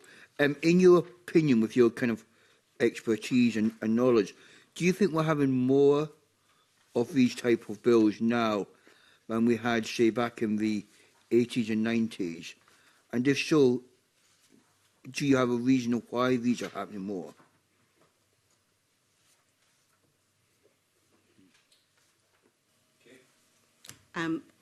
I'll say something about that, and I think that there's been work done by others which have looked at what might be considered to be framework legislation, whether there is more. And my sense from reading all of that is that there is more, and that part of the explanation is Brexit, part of the explanation is COVID. But I don't know if that's the entire reasoning. Perhaps there is a shift in the attitude of government. It's been suggested by others that, you know, a government that gets elected wants to be seen to be doing things. Doing things is legislation, and if the policy hasn't been fully thought through, then the easy answer is to do it as a framework bill and then sort of work out the policy in detail when you get to secondary legislation. So I think the evidence would suggest, as far as I can see it, that it is becoming more common, and the reasons for that are, it's not just one reason, there seems to be a number of reasons as to why that is the case.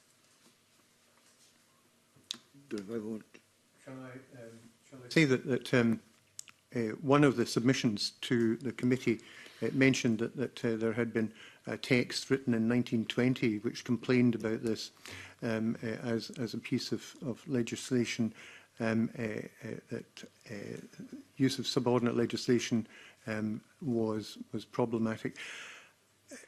It obviously has a place.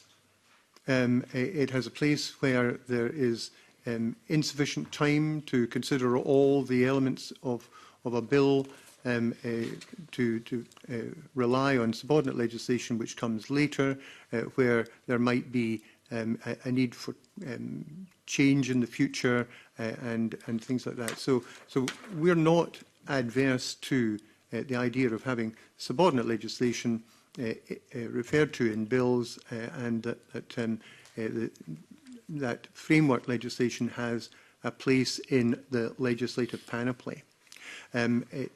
The important thing, I think, is that where there is that subordinate legislation provision, that government disclose as much as they can about what they expect to be included in that subordinate legislation, and that they do that in a way which is early enough for people to say, hold on, let's think about this, and have more consultation with more of the affected people, whether they are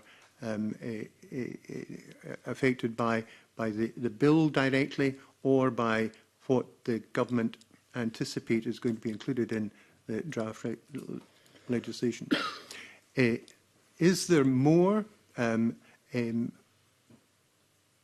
I think I remember looking at legislation 20 years ago which had subordinate legislation provisions in it which were of significance. The Law Reform Miscellaneous Provisions Scotland Act of 1990 was a piece of legislation which covered a whole host of areas in the law, including not only regulation of the legal profession, but also regulation of charities and licensing law and all sorts of things. So you can pack into a bill as much as you're prepared as a government to stand up and support.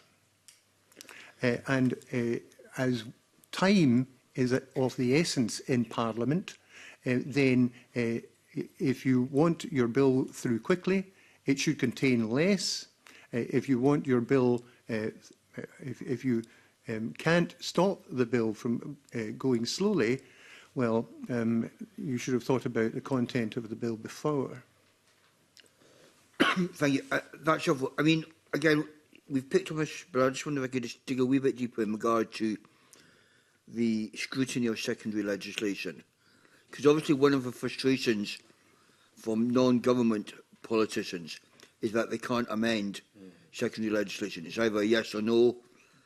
And there was some talk last week from particularly the academics of devising a scheme of maybe not necessarily having amendments, but some kind of procedure where a committee or the Parliament could at least raise concerns and suggest how those changes might be made. I'm just wondering, from a practical perspective, do you think that could work in practice? And do you have any experience of other jurisdictions that might have that type of model?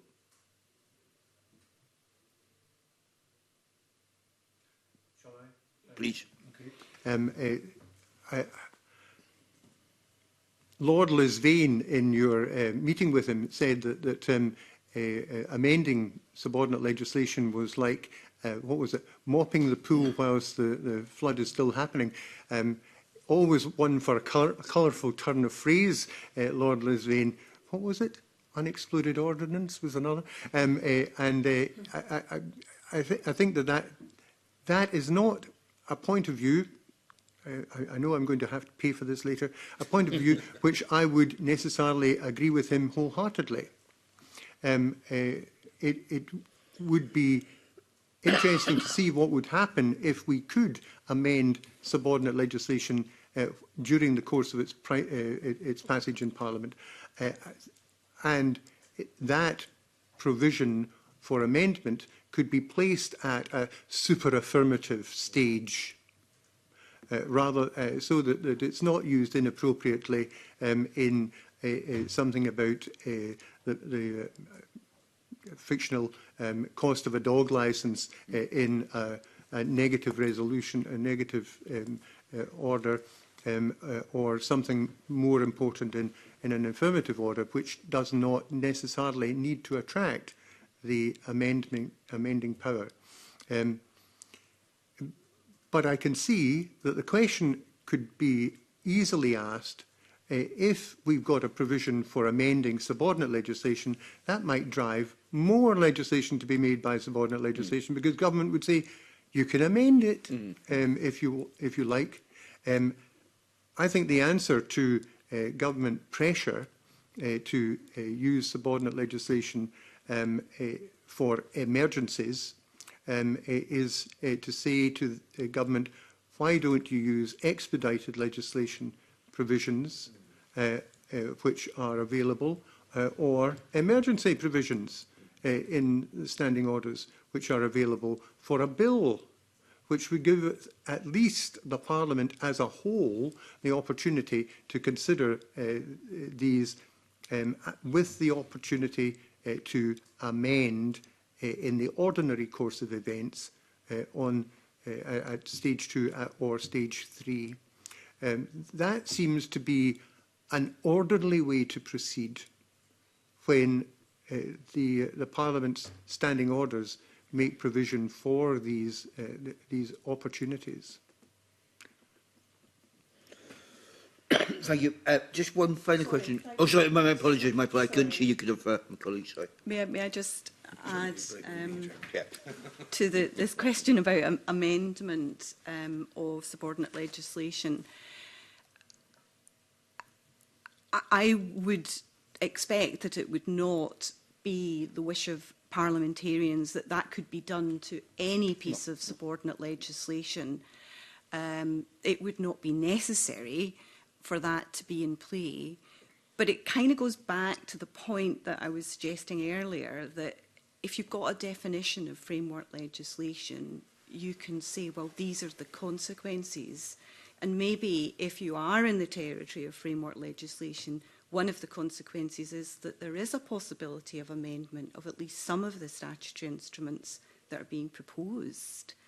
Because in that way, you achieve the parliamentary scrutiny, the democratic accountability that would have been achieved had it not been a framework piece of legislation in the first place, if that makes sense. So that's all I wanted to add about that. No, thank you for that. It's helpful. Vicky, I wonder if I can come to you. Oh, sorry, Michael. I just wanted to say that of course, there are few legislative provisions which would allow for amendment by regulations which are apart from these sort of back pocket ones. But the Human Rights Act 1998 has provision for remedial orders to be made by way of regulations. And a very recent example of a remedial order is that which is going to amend the Northern Ireland Troubles Legacy and Reconciliation Act of 2023, which was introduced just before UK Parliament broke up for Christmas. So that is quite an involved process with significant provisions about information and explanatory notes and things like that, which I think could be kind of the model which one might use for this way of thinking about how to amend legislation by way of regulations. Sorry. No, thank you for that. That's really helpful.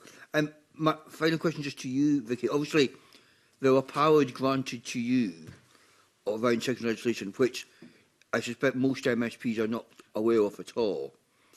And you have quite wide-ranging powers, and other organisations do. Do you feel, in some way, MSPs should be more involved in that we should be consulted more? Now, obviously, from your perspective, it's easier if we don't get involved at all. But maybe just laying aside a second your kind of self-interest. But as a general point, you know, we do grant third parties quite a lot of powers, Westminster even more so, without really any kind of accountability back into Parliament. I'm just wondering, on reflection from your experience, for your successor, should they be given more accountability? I'm going to hope that my Chair and Chief Executive aren't watching while I answer this question. I think it's right that Parliament, in scrutinising the primary legislation, setting up a body or amending its powers, thinks really carefully about the scrutiny that it expects of that body, and that, you know, generally is set out in that primary legislation that requires, as I said previously, sort of consultation on statutory rules, laying budgets in Parliament, laying annual accounts in Parliament, being subject to external audit by Audit Scotland, for example.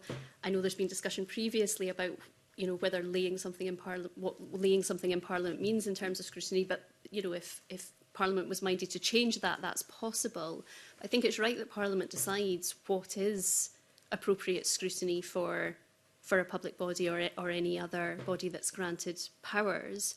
And it is always open, of course, to Parliament to decide that actually, in a particular context, if something, you know, if there's a reason for that, if something appears to have gone wrong, to be able to require public bodies to appear. And I think, again, right and proper that should happen.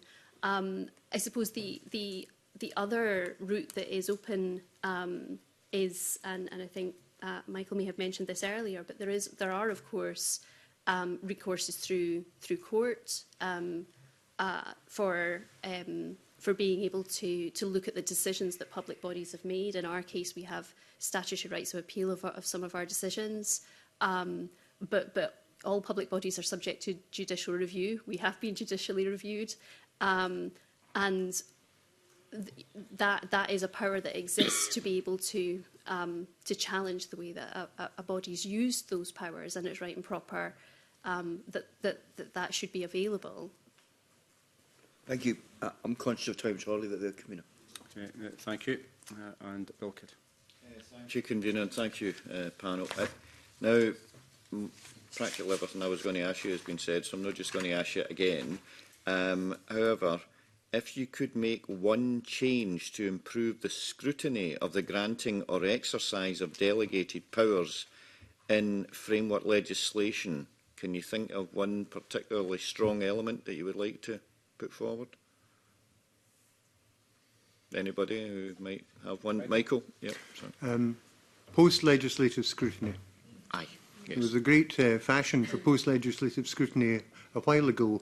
It wasn't one of the committees actually tagged with the N as part of that in its remit. And since then, the enthusiasm seems to have waned a little. I don't know. Maybe that's just me getting older. But post-legislative scrutiny is quite important because it will tell us whether or not the decision to have subordinate legislation in this framework bill was the right decision. And how many times was it used? In what circumstances was it used? What was the result? Did it then result in a judicial review action or whatever? These would be the sorts of things which would come out of post-legislative scrutiny. And in addition to whatever else we're going to think about in changing framework legislation and a definition, etc., etc., etc., which have been discussed this morning, that's what I would earnestly hope will be something which the Parliament will grasp, perhaps not in the remaining time of this session, but maybe in the session following the elections in 26. Thank you. And Vicky? Yeah. I suppose for the legislation that we're seeing going through right now, this committee delivered a very strong report to the subject committee, to the Equality, Human Rights and Civil Justice Committee on the delegated powers within the Regulation of Legal Services Bill. It's for committees to use, I think, the powers that it has to do that, where it feels that that's not appropriate. And then, as Michael says, there is perhaps that feedback loop of, and has that changed the nature of the legislation? But I think it's as much about using the powers that exist as looking at other opportunities that might. Thank you. And do you believe, though, that this is this is a circumstance which, as you've mentioned there, is already is in existence that maybe isn't used often enough? Or? I don't know that I would be able to comment on how often it's used. I think I've certainly seen examples where it has been used to good effect to be able to raise those concerns. Okay, thank you. And Kate, do you have? I don't really have much to say in response to your question, although I'm quite interested in the point which Mr Clancy has made about post-legislative scrutiny, and it does occur to me that, you know, for example, in relation to the Henry VIII powers, which we see regularly within legislation, it would be perhaps a learning point to see, well, are these actually being used? And if they're not being used, why is it necessary to have them in the first place? So it might enable parliamentarians in future legislation, future bills, to say, well, you've put this Henry VIII power in, but in similar legislation, you've got it and you've never used it. So why do you actually need it? So it could be a learning point. So I'm quite interested in that idea. But beyond that, I've got nothing further to add. No, that's very helpful, actually. Thank you very much indeed. Thank you. Thank you. Before I bring in Daniel, just I've got a supplementary. So I touched upon this last week and with regards to the Parliament. So obviously this is a Parliament of minorities. The Senate the same, Northern Ireland, in contrast to the UK Parliament. And apart from obviously a very short period of time where there was a coalition, it tends to be a Parliament of majorities. Now, with the aspect of the suggestion of the potential to amend subordinate legislation, notwithstanding what's already been said, if that were to happen in a Parliament of minorities, could you foresee a situation where the government of the day could find it really difficult to actually get anything done or make any legislative changes, in contrast to a Parliament where there's an absolute majority? Okay. Well, I think we're getting into very political territory, which I'm not very comfortable in speaking about. I think what I would say is that, you know, it goes back to the point about, well, if you've got framework legislation, if you imagined that it wasn't a framework piece of legislation and it was a fully fleshed piece of legislation, you've got to get that through Parliament, haven't you? So why would it be different if you're talking about secondary legislation, which is fleshing out the framework bill? You know, why should it, I suppose my question would be, why should it be easier for a government to get that through if, you know, if it had been in the primary piece of legislation, they would have had to have got that through the Parliament? And I think that's where, you know, because we seem to be in a different territory so far as the amount of framework legislation and what's been left to secondary legislation, I can slightly struggling to understand why you would think that being able to push through secondary legislation, which is putting in the detail to primary legislation, should be an easy task. And I'm not sure that from a democratic point of view that it should be.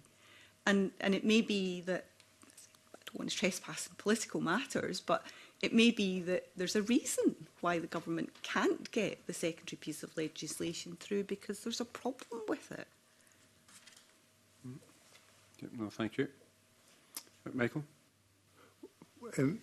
When I was looking at the Scotland Act 1998, or the bill rather, which created the Scotland Act 1998, it became quite clear that it was the government, the then government of the day's intention that this should be a parliament of minorities. And it was designed not to give any one party a majority, a working majority. That being the case, any government that takes up the cudgels of being the government in Scotland would know that. except in extraordinary circumstances, it would know that from the moment that the Scottish general election had resulted. And therefore, the question would be, should the government get its programme through if it is a minority government? And one might say, well, it is the largest working party that forms the government, and therefore there is some kind of right there. But if the people had voted for a minority government, then we must assume that the electorate knew what it was doing in making that. And I'm not making a political point here because, as you know, I'm not a politician. But the important thing is that the electorate have made a decision, and if the government are finding difficulty with their proposal getting through the Parliament, then it's time to sit down and talk with other parties to figure out where common ground can be allocated. And that, to me, seems to fulfil the original idea behind the Scotland Act 1998 and the legislation which created the Parliament. Well, thank you. And Vicky. I don't have anything to add on that. Okay, thank you. And Daniel. I just want to start by following on from the answers given to Bill Kidd's questions, and I think it relates to some of the other things. I wonder, so following on from the post-legislative scrutiny, and essentially, part of this might be about amending, updating, fixing. And Michael, you earlier was pointing out that there are other expedited legislative processes. Is maybe part of what needs to be looked at as alternative ways of viewing legislation? Should we be having more kind of legislation addressing kind of updates and fixes to the law, and should they perhaps be, or shorter bits of legislation which are more focused? And I was just looking at standing orders. I mean, I think just through the normal processes, actually, you could, in theory, get legislation without using emergency legislation through in about 7 or 8 weeks, given the timetables, the timings that are stipulated between the different stages. Should we be looking at essentially updating and improving law as we go, and not always thinking that legislation needs to be big and long and drawn out, as opposed to using secondary legislation to achieve the same effect? Okay.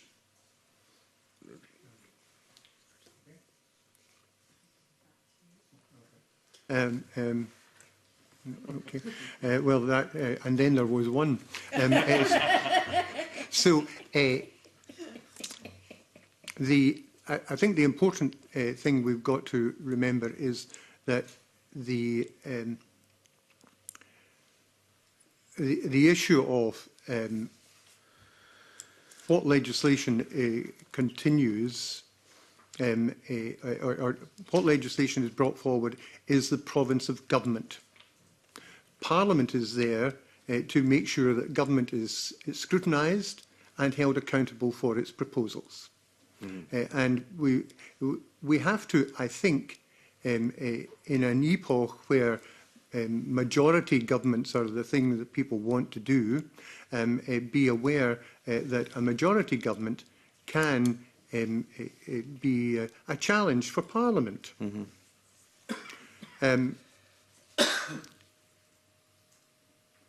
The issue of small fixes to small problems was one which the Law Reform Miscellaneous Provision Scotland Acts of many years was designed to achieve.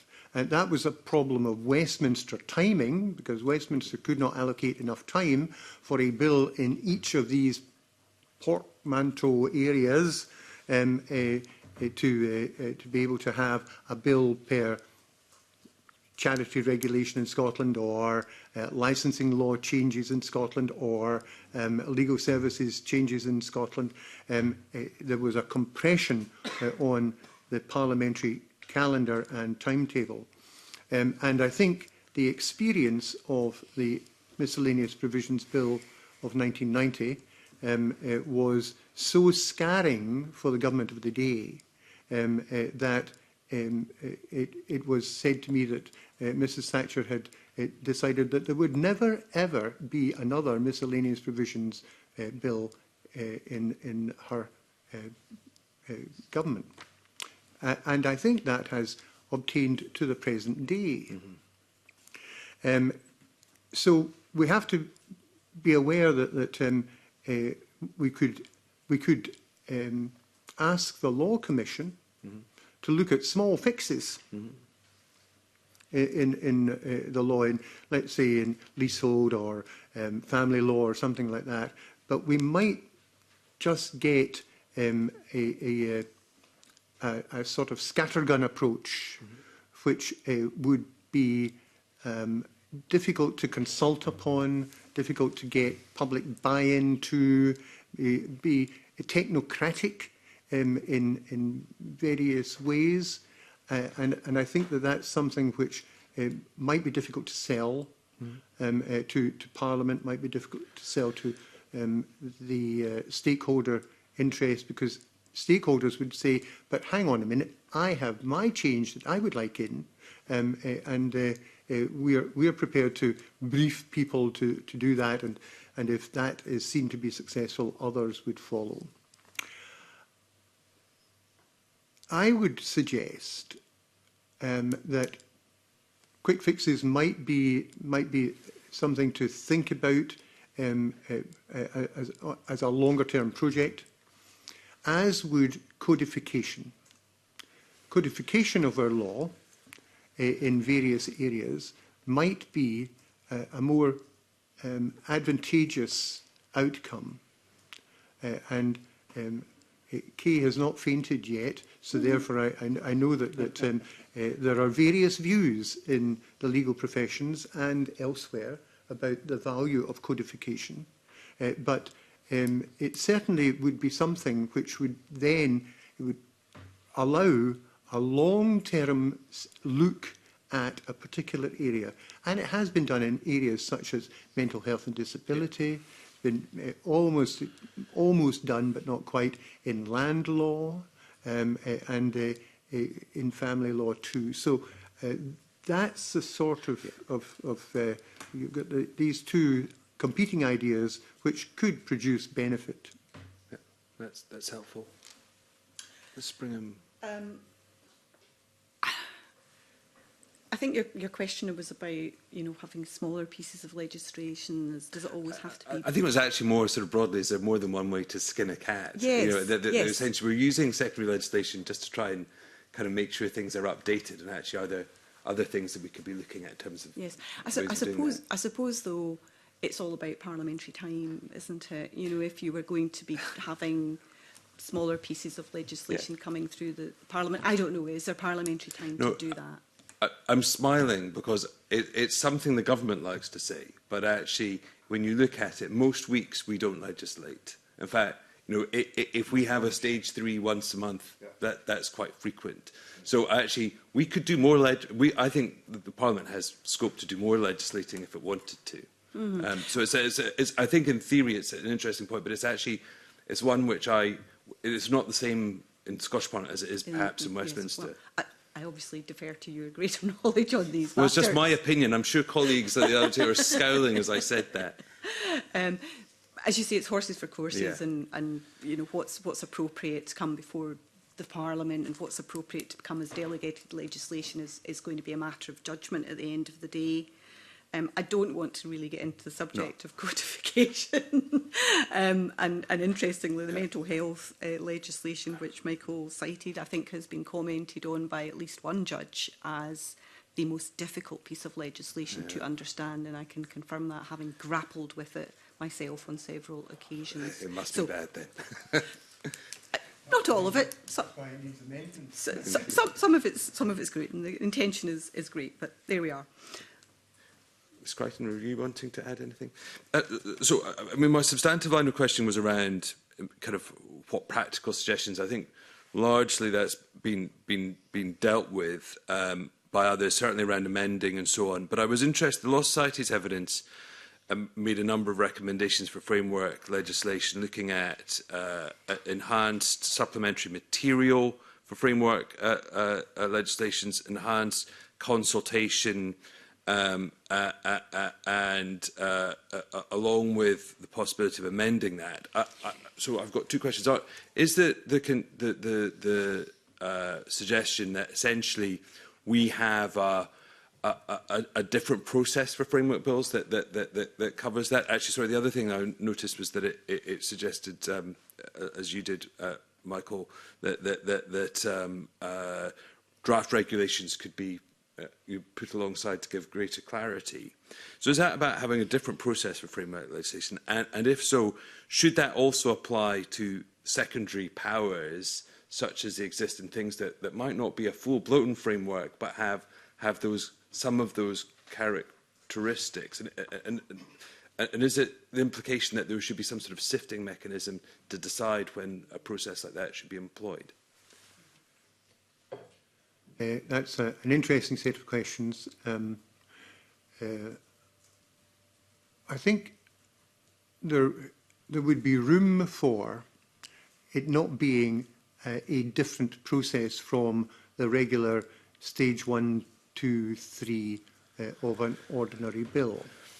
There is already supplementary material brought to the Parliament's attention in legislation when legislation affects the islands, for example, or where there's an equality assessment necessary. And things like that don't disrupt the stage 1, 2, 3 process.